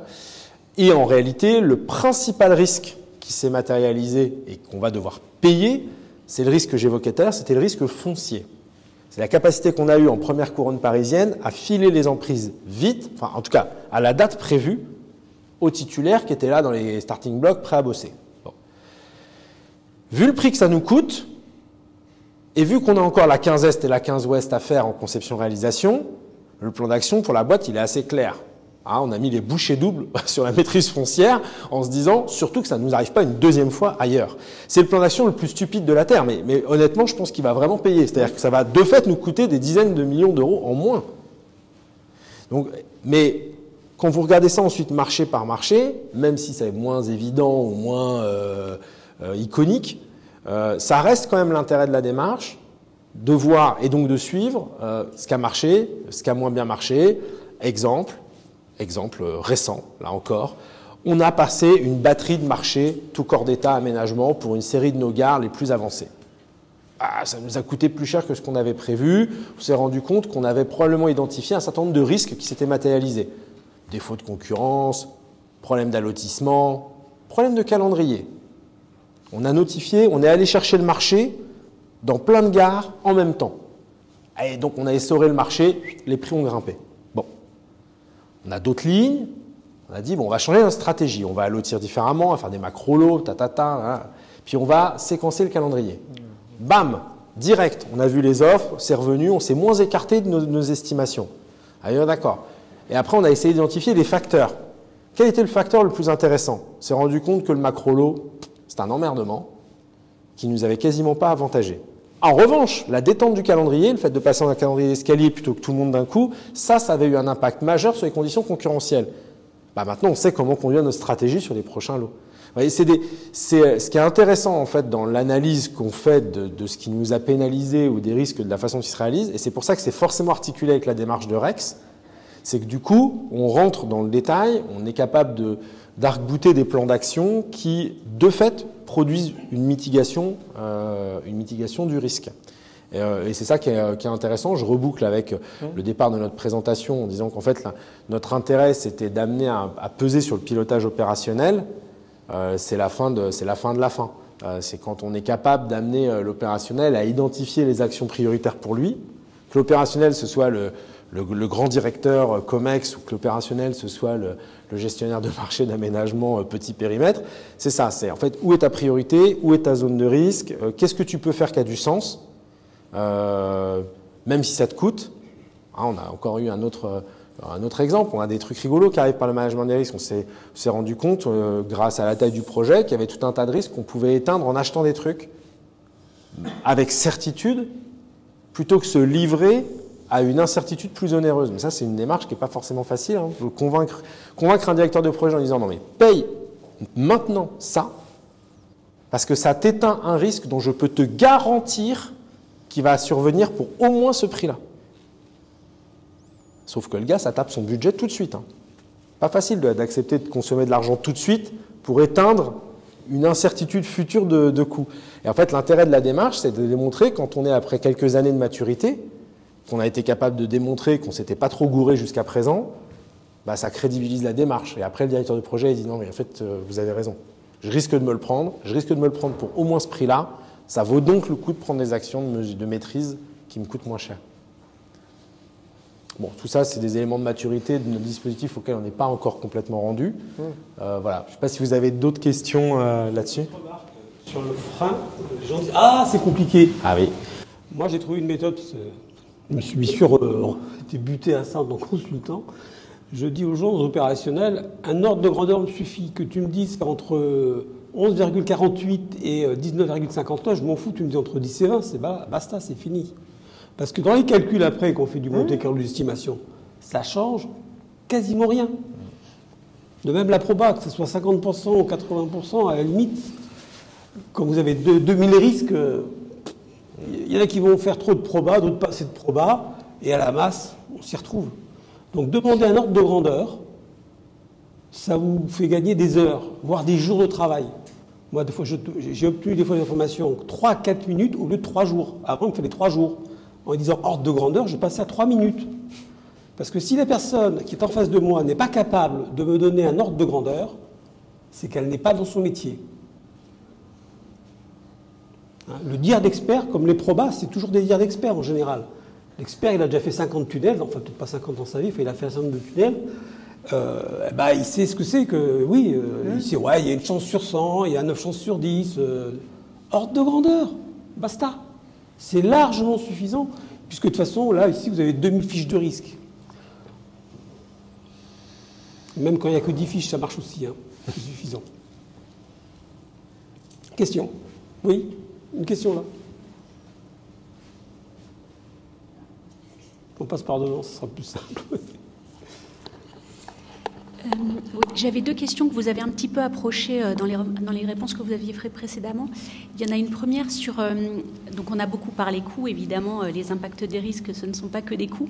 Et du coup, la question, c'est, en termes d'évaluation du risque, de plan d'action, je vois bien, mais finalement, l'approche budgétaire pour la partie reporting, c'est assez efficace. Pour les autres sujets, comment vous arrivez à remonter des risques qui, effectivement, n'ont pas cette partie budgétaire et qui peuvent effectivement foisonner? Merci. Et l'autre sujet, pareil, qui a été rapidement évoqué, mais c'est la manière dont vous travaillez avec les autres métiers, notamment de la gestion de projet, qui sont assez... qui croisent pas mal l'information sur le projet. Alors, à la première question, il y a plusieurs réponses. La première réponse que j'ai envie de faire, c'est que si on a trouvé une dynamique qui embarque tout le monde, en l'occurrence là, la carto, c'est un sujet où quasiment tous les propriétaires de macro-risques sont membres du COMEX. Comme je vous l'ai dit, il n'y a pas de sujet statique, c'est un sujet de dynamique. Donc quand on se représente tous les 6 mois, à cette truc-là, on met des flèches. Et à côté, on peut mettre le nom du directeur COMEX dont la flèche a augmenté ou dont la flèche n'a pas baissé. Puis après, il y a des fiches avec des plans d'action. Je dis, c'est quand même bizarre, ton action, elle n'a pas commencé. Et après, comme on est pervers avec Christophe, on a décidé qu'on allait décaler un peu cette cartographie, qu'on allait la faire produire au moment où les membres du directoire fixent les objectifs et les primes des membres du COMEX. Ça, on ne peut pas dire qu'on ne savait pas. On peut dire qu'on peut t'objectiver sur les macro-risques que tu as. Tu peux choisir de ne pas le faire. Mais tu ne peux pas dire que tu ne savais pas. Toi, le directeur des systèmes, tu vois, tu as des risques, intégration, tu as des risques essais, etc. Tu as des plans d'action que tu as dit que tu ferais. Est-ce que peut-être je t'objective dessus? Parce que j'aimerais bien que dans un an, tu me dises que tu as de fait conduit tes actions. Donc la première réponse, elle est dans l'animation dynamique. Comment est-ce qu'on attrape, comment est-ce qu'on réussit à embarquer tout le monde et comment est-ce qu'on attrape les risques qui du coup ne sont pas strictement budgétaires? Comme ça, en les faisant identifier par les personnes concernées, puis ensuite en suivant, sans aspect forcément budgétaire, hormis la prime dont je parlais, mais voilà, pour dire comment est-ce que ça a évolué. Ça, c'est le premier niveau de réponse. Sachant que, juste pour compléter, du coup, le directeur concerné va être interrogé sur des risques industriels qui peuvent avoir un impact coût, mais pas que, puisque dans la cartographie, on a aussi des risques corporels, mais d'autres risques. L'adhésion politique des partenaires, c'est pas forcément quelque chose, mais ça on l'avait déjà évoqué. Donc il y a un ensemble de macro-risques quand même qui ne relèvent pas, qui n'ont pas qu'un impact budgétaire. L'autre aspect qui est assez important pour nous, c'est les plannings et les enjeux de fonctionnalité. Bon, les enjeux de fonctionnalité, pour nous, ils occupent une criticité max.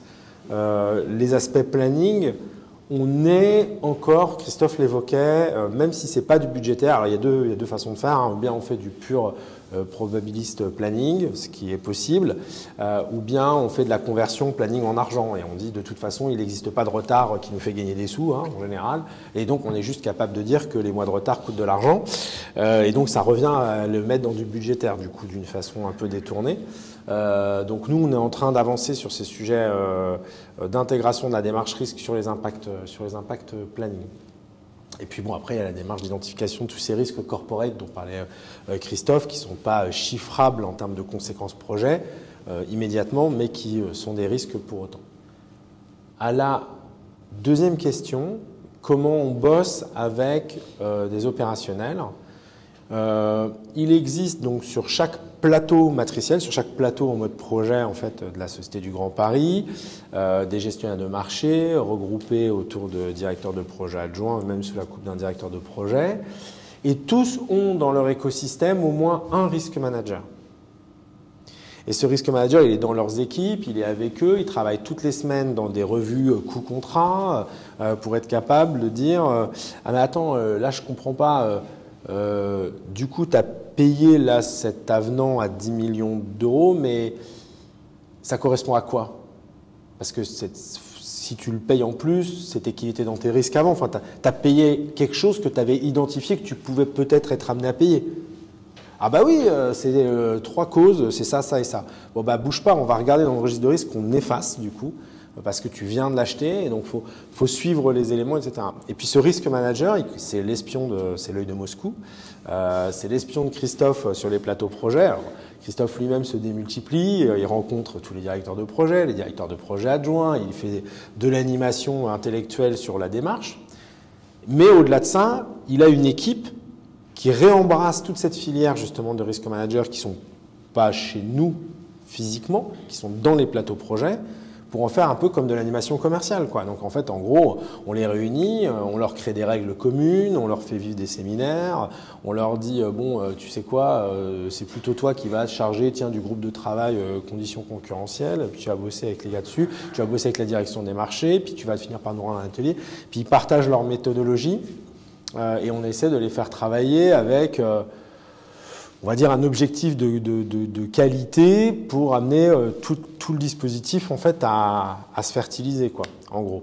Je ne sais pas si tu as des trucs à rajouter sur la façon de bosser avec les gestionnaires de projet. En fait, c'est que là aussi, ça ne vient pas naturellement. Hein. C'est parce que l'ensemble du système est mis en tension. C'est-à-dire que le chef de projet, parce que, en fait, il y a ces deux dénominations, mais on a beaucoup parlé de gestionnaire de marché.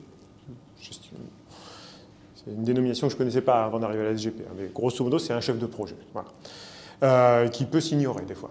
Mais en tous les cas, voilà. Donc, on a un chef de projet qui, finalement, ne voit pas l'intérêt au départ de travailler avec un risk manager, parce que c'est un enquiquineur, hein, il lui fait perdre du temps, comme on l'a dit tout à l'heure, il y a autre chose à faire. Mais ce même chef de projet va être objectivé sur ce que vous avez vu tout à l'heure. Hein, on a un coût technique, il y a un objectif, et puis il y a l'ensemble des risques identifiés qui s'ajoutent au coût technique. Et il est au-dessus du coût objectif.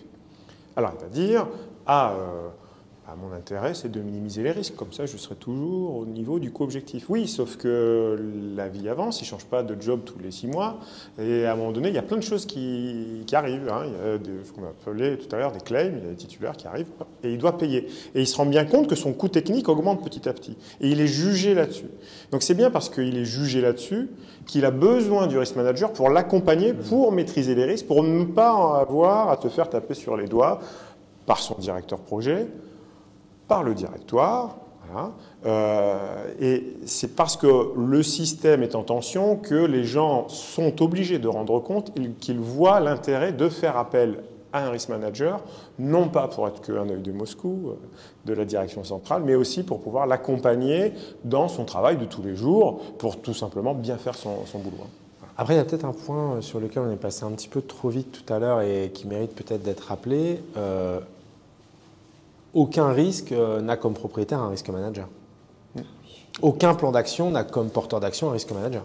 Le risk manager, c'est celui qui fait en sorte que la fiche existe, que les données dedans soient robustes, et puis qui de temps en temps va toquer à la porte en disant « Dis donc, tu te rappelles que quand même tu me dois une évaluation, ou tu me dois un plan d'action, tu te rappelles que c'est quand même toi qui es porteur de l'action, machin ». Et donc il anime la démarche, mais c'est bien le chef de projet, c'est bien les gestionnaires de projet. Si l'action, c'est interroger le fournisseur sur sa filière d'approvisionnement en cuivre, le porteur de l'action, ça va être le contract manager. Tu as fait le courrier ? Le courrier, il est parti, tu as reçu une réponse ? Ah, pas encore. Mais il faudrait quand même que tu le fasses à un moment donné. Voilà. Donc, en fait, le risk manager, il met en branle, finalement, tous les opérationnels du projet, mais ce n'est pas lui qui porte ni les décisions qui maîtrisent le risque, ni lui qui porte le risque lui-même directement, quoi. Et donc, il ne fait qu'être dans l'écosystème ou dans l'animation des personnes concernées. Et l'intérêt en plus d'avoir ce type de démarche transverse, c'est qu'un propriétaire de risque, c'est celui qui est censé avoir l'ensemble des leviers pour pouvoir maîtriser son risque. Donc, en l'occurrence, là, par exemple, chef de projet. Mais évidemment, il peut y avoir des cas où, ah oui, mais cette action-là, on a parlé du contract manager, moi, c'est pas moi qui dois la faire. Pas de problème.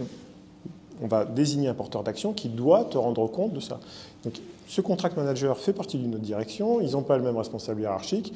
Il n'empêche que, dans le SI, il est tracé que le porteur d'action contract manager doit délivrer au propriétaire de risque, le chef de projet, tel livrable à telle date. Il l'a fait, il n'a pas le fait. Voilà. C'est en revue de risque qu'on va relever l'ensemble des compteurs et on va voir qui a fait quoi. Voilà. Ça permet aussi de pouvoir casser le silo d'une direction projet dans lequel on a chacun sa case et puis on rend compte à son chef hiérarchique. Puis encore une fois, il faut, là nous c'est ce qu'on vit, mais je suis sûr que vous, dans vos différentes expériences, vous l'avez vécu aussi. Comme je le disais tout à l'heure, la cinématique, elle a vraiment son importance. Parce que la photo, elle a de la valeur, mais quand on revient à la 4e revue de risque, en disant, ça fait quand même la 4e fois que tu réétalonnes tes coûts techniques, et pourtant ton risque, il n'a pas l'air de beaucoup baisser quand même, donc il y a un problème. Ou bien tu as vraiment fait n'importe quoi il y a 6 mois, 12 mois, 18 mois, 24 mois, ça fait donc maintenant plus de 2 ans que tu fais n'importe quoi.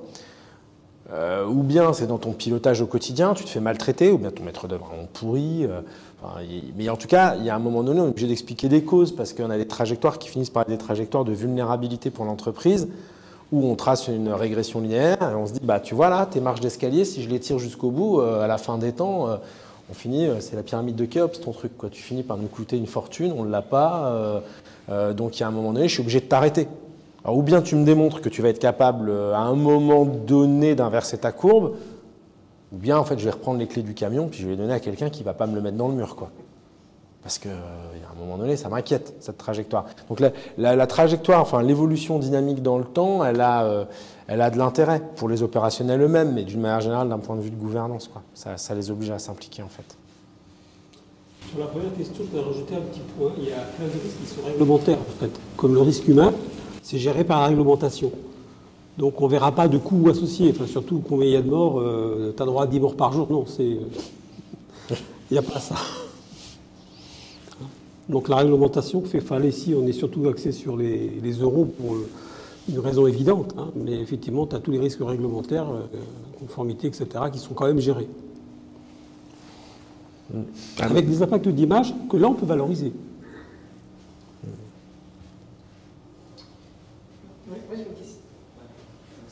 J'ai une question, en fait. Comment vous assurez que finalement votre registre des risques est finalement cohérent avec l'ensemble des problématiques techniques qui sont au niveau de la maîtrise d'œuvre? Alors, il y a plusieurs sujets. Chacun son rôle. La maîtrise d'œuvre, elle doit se débrouiller avec ses propres problèmes. J'ai envie de dire que ce qui va nous remonter par la maîtrise d'œuvre, ça va être ce qui relève de votre responsabilité. On ne lui a pas communiqué les documents nécessaires pour qu'il réalise ses études. Bon, ok, très bien. Maintenant, il y a un ensemble de sujets dont c'est sa responsabilité. Donc c'est bien le registre des risques qui va être le registre du risque maître d'ouvrage, et reste un registre de risque maître d'ouvrage, qui va s'alimenter de ce que la maîtrise d'œuvre peut nous communiquer. Mais ça va bien rester sur cet aspect-là. Et puis après, je ne sais pas si ça répond à votre question. En fait, la question que je me posais, c'était est-ce que ça vous arrive que finalement, vous avez des sujets comme ça qui sont problématiques techniques avec plan d'action, maîtrise d'œuvre, mais il y a un petit risque associé, et puis d'un seul coup, le machin il pète parce que finalement, la maîtrise d'œuvre, finalement, son plan d'action est complètement tombé à l'eau. Ouais. Et qu'on va se trouver avec une énorme merde, personne qui sait faire, impossible d'affecter les délais. Et puis, bien évidemment, quand vous allez voir une seule entreprise, elle vous sort le devis du siècle parce que c'est jackpot pour elle. C'est arrivé, oui. Oui, il faut bien voir que les risques qu'on identifie n'épuisent pas tous les aléas.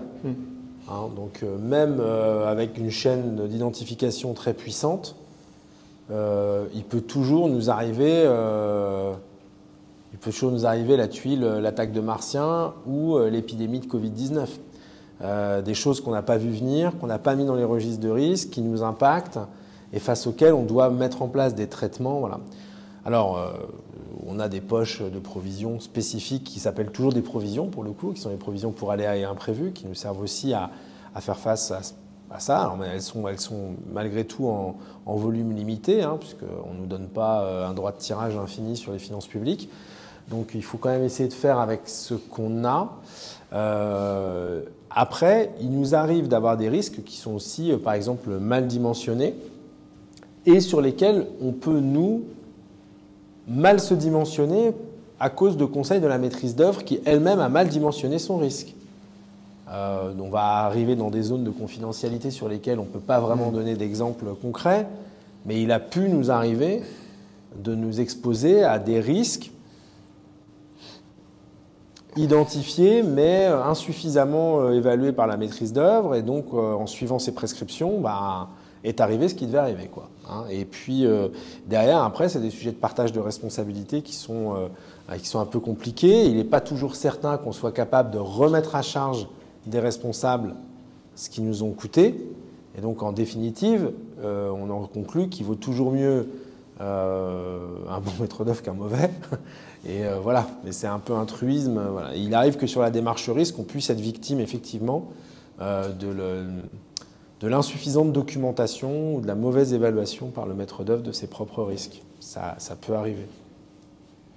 C'est très difficile en tant que maître d'ouvrage d'aller, on reboucle avec la question sur les rôles respectifs de chacun, mais si un maître d'œuvre dit que quelque chose n'arrivera jamais, qui signe avec son sang, moi si on est capable de lui faire payer, c'est son problème à la fin. Si c'est moi qui paye, c'est le mien, mais je ne sais pas, en tout cas, remonter sa prescription technique, ça je ne sais pas faire. C'est son métier, je l'ai pris pour ça. Donc. Est-ce que vous pouvez nous parler là, des deux risques, le risque climat, je ne sais pas ce que ça représente dans l'échelle des risques, ou comment vous traitez, et le risque inflation sur les coûts en ce moment, c'est une thématique assez... Tu vas te prendre le climat, je vais me prendre l'inflation. Non, parce qu'on a travaillé évidemment là-dessus. J'ai pris celui sur lequel on a bossé. Voilà, non, sur le climat, on n'a pas forcément beaucoup aujourd'hui d'approches satisfaisantes. Voilà. On en est encore au début de cette approche-là pour les conséquences du projet. Je viens du projet, on s'inscrit quand même dans le temps court. Voilà. Donc, ce n'est pas forcément quelque chose qui est notre priorité en termes de travail. Il y a quand même, je ne sais pas si vous avez fait attention, le macro-risque, respect de l'environnement, voilà, un aspect réglementaire. Mais sur ce sujet-là, aujourd'hui, on n'en est pas, parce qu'on s'inscrit plus dans le temps court. Voilà. Ça fait des événements climatiques extrêmes, de alors, canicule. Ça rebondit un petit peu sur la question de monsieur tout à l'heure. C'est vrai que, est-ce que ça devient un risque? Aujourd'hui, c'est possible, effectivement, qu'il y ait un risque climatique. Mais Xavier est passé très rapidement là-dessus parce que, comme il dirait, c'est un peu techos, mais il y a quand même la définition d'un risque. Il faut qu'on s'entende sur ce que c'est un risque. Un aléa, un imprévu, une incertitude. C'est juste pour dire pourquoi des événements peuvent rentrer à un moment donné dans notre grille d'analyse et d'autres non. Le risque, c'est l'événement identifiable et quantifiable. On sait ce qu'on va avoir et en plus, on est capable de le quantifier en termes d'impact, en termes de probabilité d'occurrence. Donc, c'est quand même quelque chose d'assez documenté. Ça correspond à l'état de l'art. On évoquait tout à l'heure le fait qu'on ait un expert métier qui a l'habitude, qu'il a eu plusieurs fois dans son métier, dans d'autres entreprises. Très bien. L'aléa, événement identifiable mais non quantifiable. Moi, une fois, j'ai participé à un atelier avec la préfecture sur la crue centenale à Paris. Voilà. La crue centenale. On sait qu'il va y avoir une crue. Alors, centenale, ça fait plus de 100 ans maintenant, donc c'est pas forcément, on dit centenale, mais bon, voilà. Et donc, ce qui avait été rigolo à un moment donné, c'était d'estimer le fait que le RER A ne fonctionne plus. Comment on fait pour substituer au RER A un nombre de bus permettant de faire déplacer autant de personnes? Bon, en fait, on n'y arrive pas. Parce qu'en fait, quand vous faites un rapide calcul, vous avez tous les bus qui sont cul à cul comme ça, et ils n'avancent plus, en fait. Voilà, ils font un tour sur eux-mêmes. Donc on ne peut pas, voilà, c'est tout. Il y a une crue centenale, tout s'arrête, c'est fini, et on ne peut pas le quantifier. Mais vos flux ne seront pas les mêmes de toute façon par essence. Pardon? Mais vos flux ne seront pas les mêmes par essence. Oui, ils flotteront. Effectivement, on n'est pas obligé de les faire rouler en bus. Ça. Et puis après, il y a un imprévu. Alors l'imprévu, c'est quoi? Alors on avait prévu, par exemple, la crise sanitaire dans notre cartographie. Les impacts que pouvait avoir le Covid en termes de confinement, je ne connais pas beaucoup d'entreprises qui l'avaient prévu. C'est-à-dire qu'on bloque sur la terre entière surtout que ça rompe les chaînes logistiques. Voilà, pour moi, en tous les cas, c'est mon avis, hein, on est plus dans l'ordre de l'imprévu. Que maintenant, on dise la crise sanitaire qui entraîne des conséquences devienne un aléa, voire un risque, ok, maintenant oui, mais ça n'a pas toujours été le cas. Bon voilà, donc pour un peu expliciter un peu, voilà. Alors, aussi de l'incertitude, c'est une notion un peu moins normée. Tout ce que je vous dis là, c'est pas moi qui le dis, hein, tout ça c'est la norme ISO. Tout ce qui est là, l'incertitude, là on est plus dans l'effet d'une tâche dont on est incapable de dire avec précision, voilà, pour peindre ce mur-là, j'ai besoin de 2 litres de peinture. Bah, peut-être qu'il en faut 2 litres et un peu plus. Voilà. Risque infla ? Ah, risque infla, c'est la partie facile. Hein. Oui. Oh. Le risque inflation, il y a 2 risques en réalité.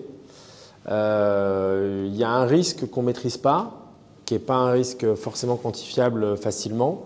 C'est le risque de l'échec de la filière d'approvisionnement. Enfin, tout ce qui est les problématiques supply, qui est un risque en fait infla indirect, c'est-à-dire en réalité, les mecs ont préféré fermer parce que ça coûtait trop cher de produire, et donc en réalité, j'ai plus les composants, les barres, les fers à béton, les machins, les trucs. Bon, donc en fait, je ne peux pas faire. C'est pas que ça me coûte ou quoi, c'est que je ne peux pas faire. Mon projet ne peut pas avancer. Bon.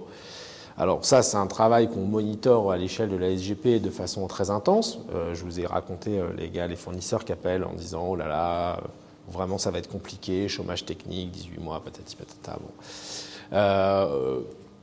Pour l'instant, à l'échelle de la Société du Grand Paris, on considère que la crête même en réalité de cette possibilité est en train d'être dépassée et que le marché mondial est peut-être en train de se réadapter en réalité, en trouvant y compris de nouvelles routes, et que peut-être on aurait passé le pire du pire sur ce risque d'appro pris d'un point de vue général.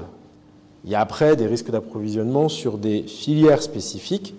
Je ne sais pas si certains d'entre vous se sont penchés sur cette expérience, voire peut-être y ont contribué, mais quand on a discuté avec les gens de Linky, puisqu'on aime bien discuter avec des gens qui ont conduit d'autres projets que nous, et puis comme ça on a du Rex sur leurs risques, Linky, ils ont monté une usine de composants, une shadow usine, une usine qui était là pour gérer les plantages de leur filière d'approvisionnement de leurs usines.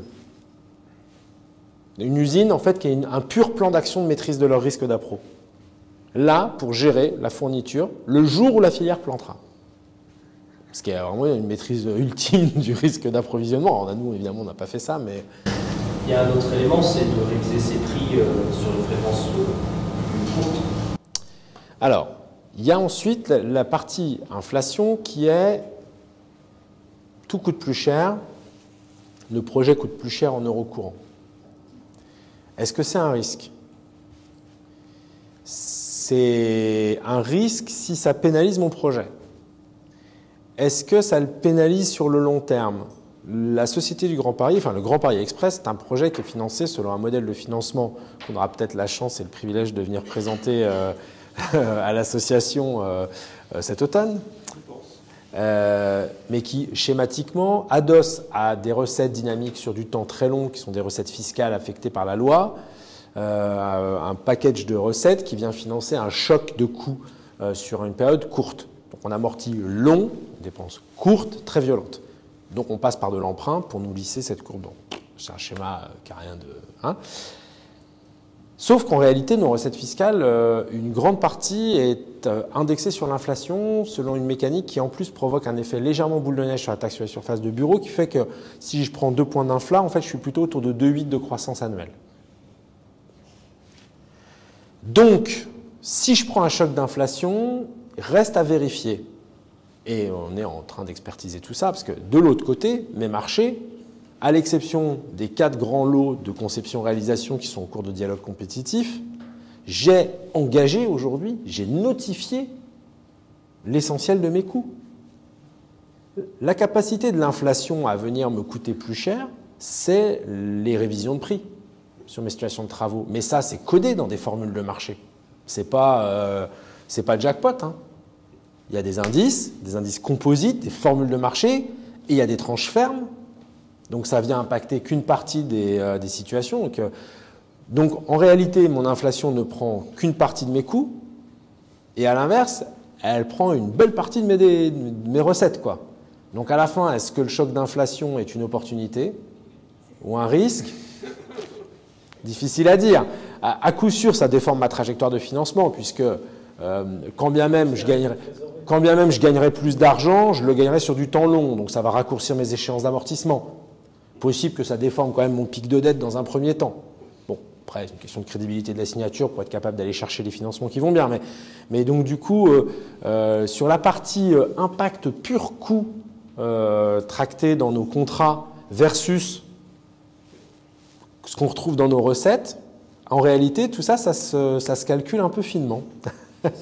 On pourrait être pousse au crime, presque, en fait, en réalité. C'est plutôt une opportunité a priori que on n'ira pas jusque-là, mais en tout cas, parce que beaucoup, par exemple, beaucoup de nos banquiers, moi les banquiers, ils disent il faut faire, parce qu'en plus la France vient de le faire, une émission green indexée infla. On me dit il faut que vous fassiez de l'index infla, Je dis pourquoi vous voulez que je fasse ça? Pour vous protéger contre le risque d'inflation. Qui vous dit que je me sens en risque sur l'inflation. Enfin, aujourd'hui, on ne sait pas. Voilà. En réalité, il y a une corde de rappel au discours un peu humoristique que je vous tiens, mais qui est sérieux. Hein, je ne blague pas dans ce que je vous dis. C'est qu'il existe toujours une clause de bouleversement des conditions de marché qui font qu'au-delà d'un certain seuil d'inflation, il y a quand même un moment donné où la mécanique contractuelle, elle s'effondre. Et donc, on ne peut pas, en maître d'ouvrage raisonnable, espérer une inflation qui galoperait durablement à des niveaux insoutenables. Voilà. Parce que, puis d'abord, outre que ce serait irresponsable, ça pourrait probablement nous mettre en vulnérabilité sur un certain nombre de contrats. Bon, aujourd'hui, on n'a pas identifié ce risque-là parce qu'on ne s'attend pas à atteindre les niveaux de pourcentage qui sont dans nos marchés. En tout cas, le rapport entre l'inflation qu'on est susceptible de constater. L'année dernière, on a des indices qui ont bien galopé quand même. Mais malgré tout, ce qu'il en reste à la fin dans nos formules de révision de prix des situations de travaux ne nous paraît pas porter des seuils de bouleversement des conditions économiques. Donc aujourd'hui, on ne considère pas qu'on a un grand risque contractuel là-dessus. Voilà. Donc sur l'aspect coût, on vigile, mais on ne se roule pas par terre encore. Pas encore. Par contre, sur l'aspect appro, où on est un peu comme ça, on documente, on cherche, on passe des coups de fil, on se renseigne, et on est très vigilant face aux alertes qui nous remontent, mais il y a un côté pompier pyromane, comme je le disais tout à l'heure. Le fournisseur, il a tout intérêt à nous faire croire que c'est la fin du monde. Parce que plus on a les jetons, nous, de la fin du monde, plus on va accepter toutes les mesures de tempérament possibles qui vont nous permettre... Voilà, les gars, ils nous disent, non, mais il faut acheter, il faut remplir toute la ville d'Arcueil avec des fers à béton, tu te rends pas compte, sinon on n'y arrivera jamais, etc. Puis tu feras me payer du gardiennage, parce qu'une fois que j'aurai mis tous mes fers à béton, tu sais, ils vont tous vouloir me le voler, voilà, enfin, et ainsi de suite. Non, mais c'est pas des blagues. Hein, c'est pas des blagues, c'est rigolo, mais on est confronté à des personnes qui vous disent ça. Et donc le gars, on dit, attends. En tant que risk manager, on est obligé de dire, non, mais calme-toi. Calme-toi. Où est le risque réel que j'ai pas de fer à béton dans 2 mois? Enfin, calmons-nous, quoi. Voilà. Parce qu'en plus, une fois que j'aurai foutu des fers à béton plein le chantier, comment est-ce que je manœuvre avec mes engins? Je vais me créer des problèmes de coactivité, de sécurité. Il faut faire attention à ce qu'on fait face aux alertes, des fois un peu hystériques, sur les risques de type approvisionnement, quoi. Mais pour autant, on ne méconnaît pas cette possibilité. Donc, c'est comme pour tout. En fait, on est obligé de l'aborder par la face, fiabilité des données, robustesse des évaluations, sérieux de la démarche, quoi. Et on surveille. Oui. Question? Oui, j'ai une question là, sur les histogrammes que j'ai vus sur le coût global du projet. Vous avez montré que vous avez changé la méthode de passage du PRI au PRI.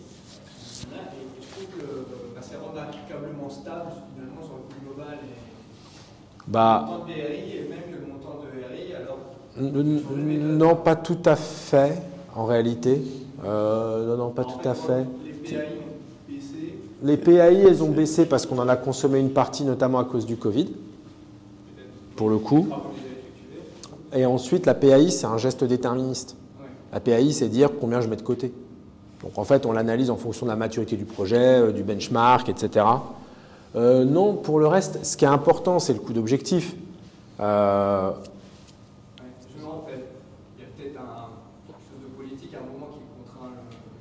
Qui contraint le coût d'objectif? Oui. Assurément.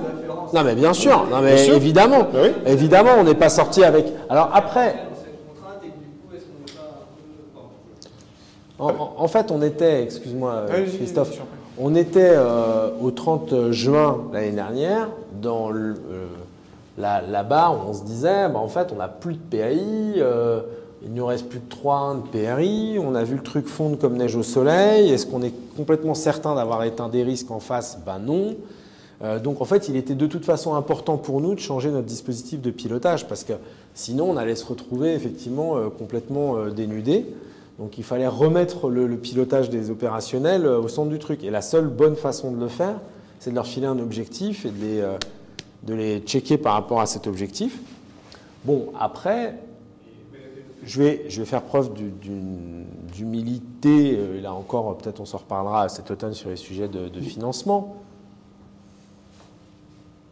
Ce qui est important pour le ministère qui nous sert de tutelle, pour les deux ministères qui nous servent de tutelle, ce n'est pas notre capacité sur 20 ans de maîtrise d'ouvrage à jamais sortir 200 millions d'euros de la feuille de route. C'est des choses qui sont connues, entendables, voilà. Il y a une valeur à la démarche même. Eux, ce qui les intéresse, c'est de comprendre tous les 6 mois, grâce à ce qu'on leur donne, parce qu'on leur donne beaucoup plus que ça, on leur donne des photos de notre univers de risque, de ce qui s'est déformé, de ce qui est passé dans les coûts techniques. Donc ce qui les intéresse, c'est la densité du reporting qui leur permet de mesurer si c'est quoi, c'est du Covid, c'est une attaque de martiens, ou bien c'est vous qui faites n'importe quoi avec vos marchés. Ils ont besoin de cette rassurance sur la finesse du pilotage et une capacité à prédire les choses. C'est-à-dire, on leur dira peut-être, oui, on est un peu sorti des clous, on a modifié le programme, on a pris le Covid, on a pris un débordement, mais on est capable de vous dire qu'on n'est pas à plus de 0,8% par an de dérivés, ce qui est, somme toute, pas dingo en euros courants, quoi. Hein, bon, et ça, du coup, voilà. Donc que la photo, à l'instant où on fait la conversion, elle tombe à peu près dans le même étiage, c'est pas illogique quand même, hein, parce que d'une certaine manière, on a calé les coûts d'objectif en fonction. Évidemment, on n'a pas donné aux équipes de la SGP comme objectif de foutre en l'air la feuille de route du gouvernement. Enfin, ce serait quand même un peu dommage. Voilà. En revanche, est-ce que cet objectif n'est pas très ambitieux? Nous, on pense qu'il y a une mesure dans laquelle il est tenable, mais c'est vrai que ça nécessite une vraie maîtrise des risques. Alors, peut-être qu'on n'y arrivera pas tout à fait, mais en tout cas, on fera un reporting intense à la gouvernance sur notre capacité à nous en approcher sur du temps long, hein, parce qu'il y a encore pas loin d'une décennie qui nous sépare de la terminaison complète du projet, hein, donc, et encore si le projet s'arrête. Juste pour compléter ce que dit Xavier, on a essayé de vous présenter finalement la démarche permettant de maîtriser les risques. Maîtriser les risques, on a essayé de donner quelques exemples. Ça peut être, c'est pas évident hein, de démontrer la efficacité. Hein, je l'évoquais tout à l'heure, monsieur. Démontrer le fait que finalement on n'a pas eu un coût qui est absent, et grâce à nos mesures qui ne s'est pas produit, c'est quand même pas évident, parce que le coût, il n'est pas là. Donc, bon. Alors, il y a quand même le fait qu'on a quelques victoires qu'on voit concrètement. Ce qu'on a évoqué tout à l'heure, c'était vraiment pas des blagues. Il y a eu plusieurs, et même des personnes de très haut niveau, comme qui préconisaient des solutions d'acheter en avance, un ensemble de composants et autres qu'on n'aurait pas eu besoin d'utiliser pendant les 3 à 4 ans. Mais calmez-vous, calmez-vous. Il ne va pas y avoir cette pénurie. C'était la même chose il y a 1 an. Là, il y a eu le Covid. Avant, ça a été le supertanker qui était bloqué au canal de Suez. Voilà, maintenant, c'est la guerre en Ukraine. Il y aura toujours des raisons pour lesquelles on doit s'inquiéter. Voilà, sur un ensemble de sujets. Le principal, c'est là où je veux en venir, c'est de pouvoir objectiver tout ça, d'essayer de factualiser. C'est de dire à un moment donné, bon, tu me parles de quoi concrètement? Où est-ce que tu as eu cette alerte? Quel fournisseur? Sur quelle usine? À quel moment? Ce composant-là, tu en as besoin quand? Si tu en as besoin d'un truc, tu vas l'utiliser en 2030 sur la 15 Ouest, et tu m'alertes là-dessus, si ça se trouve, tu n'auras même pas ce fournisseur-là. Bref, donc voilà. L'objectif, c'est bien ça, c'est d'objectiver, c'est de factualiser pour se rendre compte, est-ce que ce que tu me présentes, c'est vraiment une alerte ou pas? Et c'est là où, voilà, enfin, en tous les cas, moi, je finirai mon propos là-dessus, sur le pilotage projet. Avoir un pilotage projet qui ne se délivre pas en coût et en délai prévu initialement, ça va pas être quelque chose de révolutionnaire. Hein. Il y a énormément de projets, et la plupart des projets, moi, je connais très peu qui ont L'important, c'est que ce ne soit pas dans un décalage tel que finalement on puisse dire c'est un échec. On a parlé de cross-rail, on ne parle pas forcément d'échec, mais enfin, quand on se prend 4 ans de retard, c'est déjà pas mal. On a eu des catastrophes comme le PR ou autre, voilà. Mais le PR, on est allé le voir. Qu'est-ce qui s'est passé concrètement? Et c'est pour ça que voilà, tout ce qu'on vous a présenté, c'est un objectif en fait d'alerter les bonnes personnes au bon moment. Voilà. C'est principalement ça. Et de ne pas mettre finalement la poussière sous le tapis parce que soit les personnes sont incompétentes, soit parce qu'elles s'en fichent parce qu'il y aura d'autres personnes derrière, soit parce que finalement ils n'étaient pas acculturés à ce type de pilotage. Voilà. Hein? T'as pas fini ce que tu t'apprêtais à dire sur le PR du coup. Ah, vas-y, j'en prie. Non, mais la fin de la consultation, c'est qu'à partir du jour où ils ont mis en place un pilotage de maîtrise d'ouvrage sur le PR qui était au niveau des meilleurs standards, en fait, ils ont atteint leur cible. Ils ont dérapé tout le temps où ils ont pas voulu professionnaliser le pilotage. Alors, je ne sais pas si certains d'entre vous dans la salle ou ailleurs sont familiers du chantier en question. Mais en fait, voilà, un jour, ils ont mis en place effectivement des méthodes d'objectifs, de suivi, de pilotage, reporting, gouvernance, etc. Du jour où ils ont fait ça, ils se sont donné des coûts et des délais, et en fait, ils les ont tenus. Ceux-là, ils avaient déjà pris tout le retard d'avant. Ça, oui, ok. Mais... C'est un petit peu plus complexe que ça, mais il faut en parler. C'est plus complexe que ça, je suis d'accord. Il y a quand même un problème fondamental qui est de dire la première évaluation qui est faite, on le voit dans toutes les entreprises étendues, tous les programmes d'entreprise étendues, la première évaluation qui est faite, quelquefois, elle est trop optimiste parce que les gens veulent le contraindre. C'est vrai. Vous avez raison. Oui, ça c'est... Et c'est souvent le cas. C'est pas une politique. Cas chez nous aussi. Oui, non, ce genre d'approche qui est de dire... Ce qui n'enlève rien à ce qu'on vient de dire. Pardon ? Ce qui n'enlève rien à ce qu'on vient de dire. Le fait de dire qu'à un moment donné, quelqu'un dise mais votre estimation est complètement optimiste, trop optimiste. On a connu ça chez PSA, machin, toutes les boîtes quasiment. Et en fait, le problème qu'on a dans ce genre d'approche méthodologique, qui est très bien, parce que c'est la seule chose qu'on savait faire pendant très longtemps sans avoir d'outils. D'ailleurs, on voit que c'est des formules mathématiques qui ne sont pas révolutionnaires, c'est juste l'approche qui est intéressante. Ce qu'on voit, en fait, c'est que ce genre d'approche-là, alors chez PSA, on appelle ça une prime à la compétence. En fait, les gens qui ont, je suis désolé, je suis un peu les gens qui ont sous-évalué le truc et qui ont gagné le contrat se mettent à faire des rallonges sans cesse. Et en fait, c'est pas une approche qui est vertueuse. Et donc, un autre type d'approche qui a été mise en place, que moi je connais sur d'autres projets, c'est de dire, en fait, j'ai un mécanisme macro d'analyse des risques, de la qualité du délai planning, c'est exactement pareil, mais des risques. Et en fait, ça consiste à dire, et en fait, je réévalue en permanence les risques et je me rends compte de ce que je prends. Et donc, je vais pénaliser les gens qui ont mal évalué les risques en disant, au lieu de gérer l'incendie comme on fait sur un planning, en disant, je me suis engagé dans une voie type EPR, et après, je déroule le truc et je suis avec mon extincteur à gérer les problèmes de planning et de budget partout à droite à gauche. C'est de dire aux gens, attention, si vous avez mal évalué, ce qui va se passer, c'est qu'au fur et à mesure que je vais avancer sur votre agile, mes trucs et de réévaluation, je vais me permettre de remodifier la répartition des tâches des lots, voire de changer un petit peu l'architecture pour favoriser les gens qui ont le kilomètre dès le début. Et ça, c'est une boucle vertueuse parce que du coup, les gens trichent moins. Ils disent attention, je peux perdre 100% du projet que j'ai à faire parce que j'ai mal évalué au début, j'ai pas été très honnête, je l'ai mis un peu sous le tapis, comme vous disiez, Christophe. Et ça, c'est super vertueux en fait. Ah mais ça, alors là, on reboucle avec une discussion qu'on avait en off avant tout à l'heure. Non, mais c'est pas ça, mais c'est qu'à un moment donné, moi je suis d'accord, mais sans même aller jusqu'à ce niveau de sophistication contractuelle, déjà les trucs de base qu'on ne peut pas se permettre avec le code de la commande, de toute façon, public. Avec quoi, j'ai pas compris ? Avec le code de la commande publique. C'est-à-dire qu'il y a un moment donné, cette agilité contractuelle, voilà, il y a même des niveaux de pénalité. Quand on travaille dans une effectivement entreprise étendue, mais maîtrise d'ouvrage, obligé d'acheter avec un critère prédéterminant à les 3 plus gros BTPistes du monde, ma liberté pour fixer les plafonds de pénal dans les contrats, elle est faible. Hein. Elle est modeste. Hein. En fait, le problème, c'est que parce que si j'y vais comme un bourrin et que je me protège moi, maître d'ouvrage, bah, bizarrement, je ne vais pas avoir d'offre. Hein. Oui, tout à fait. Oui, bien sûr, les gens ont leur marge. Bon.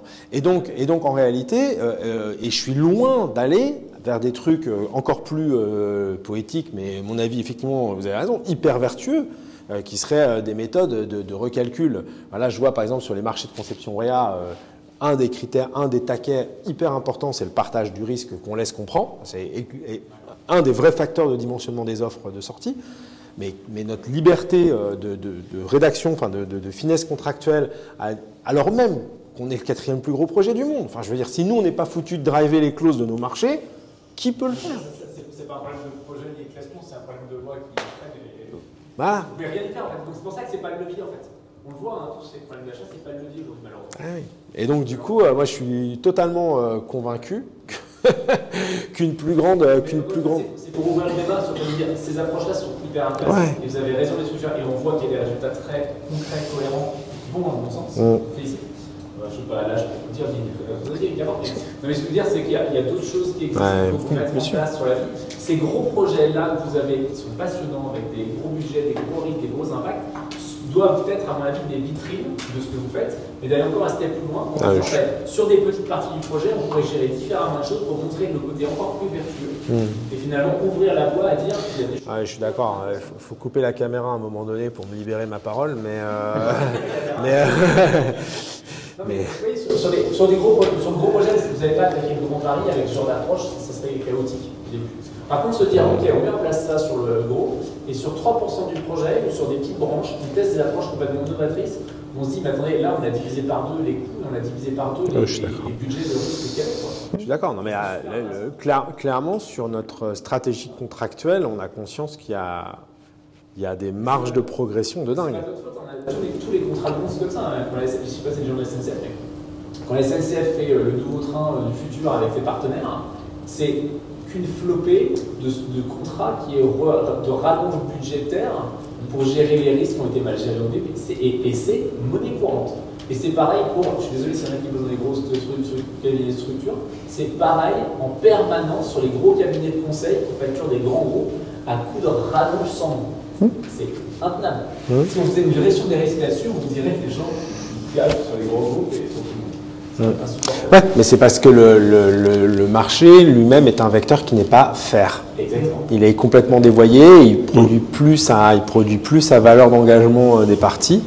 Et pour le coup, on est arrivé au bout, je pense, d'une ère. Si on la pousse un peu plus loin, on se retrouve à dire on peut créer des outils vertueux qui vont équilibrer le marché. Ouais, et puis en plus, le fait qu'on ne soit pas les seuls dans ce cas et qu'il y a un certain nombre d'autres gros acheteurs qui soient soumis aux mêmes problématiques, pourrait aussi être une force de levier à un moment donné pour se demander ce qu'il faut faire là-dessus et où est-ce qu'il faut vraiment déverrouiller. Et on déverrouillerait quelques alinéas de législation, on se rendrait peut-être compte des milliards qu'on fait économiser à nos contribuables. Non mais c'est vrai, il faut se demander quel est l'objectif qu'on veut vraiment poursuivre, hein, des fois. Mais bon. Bon, merci. Oui, Merci bien. Merci d'être venu. Alors, on les reverra, enfin, surtout Xavier, à l'automne, c'est pas encore convenu à la date, pour le financement du Grand Paris.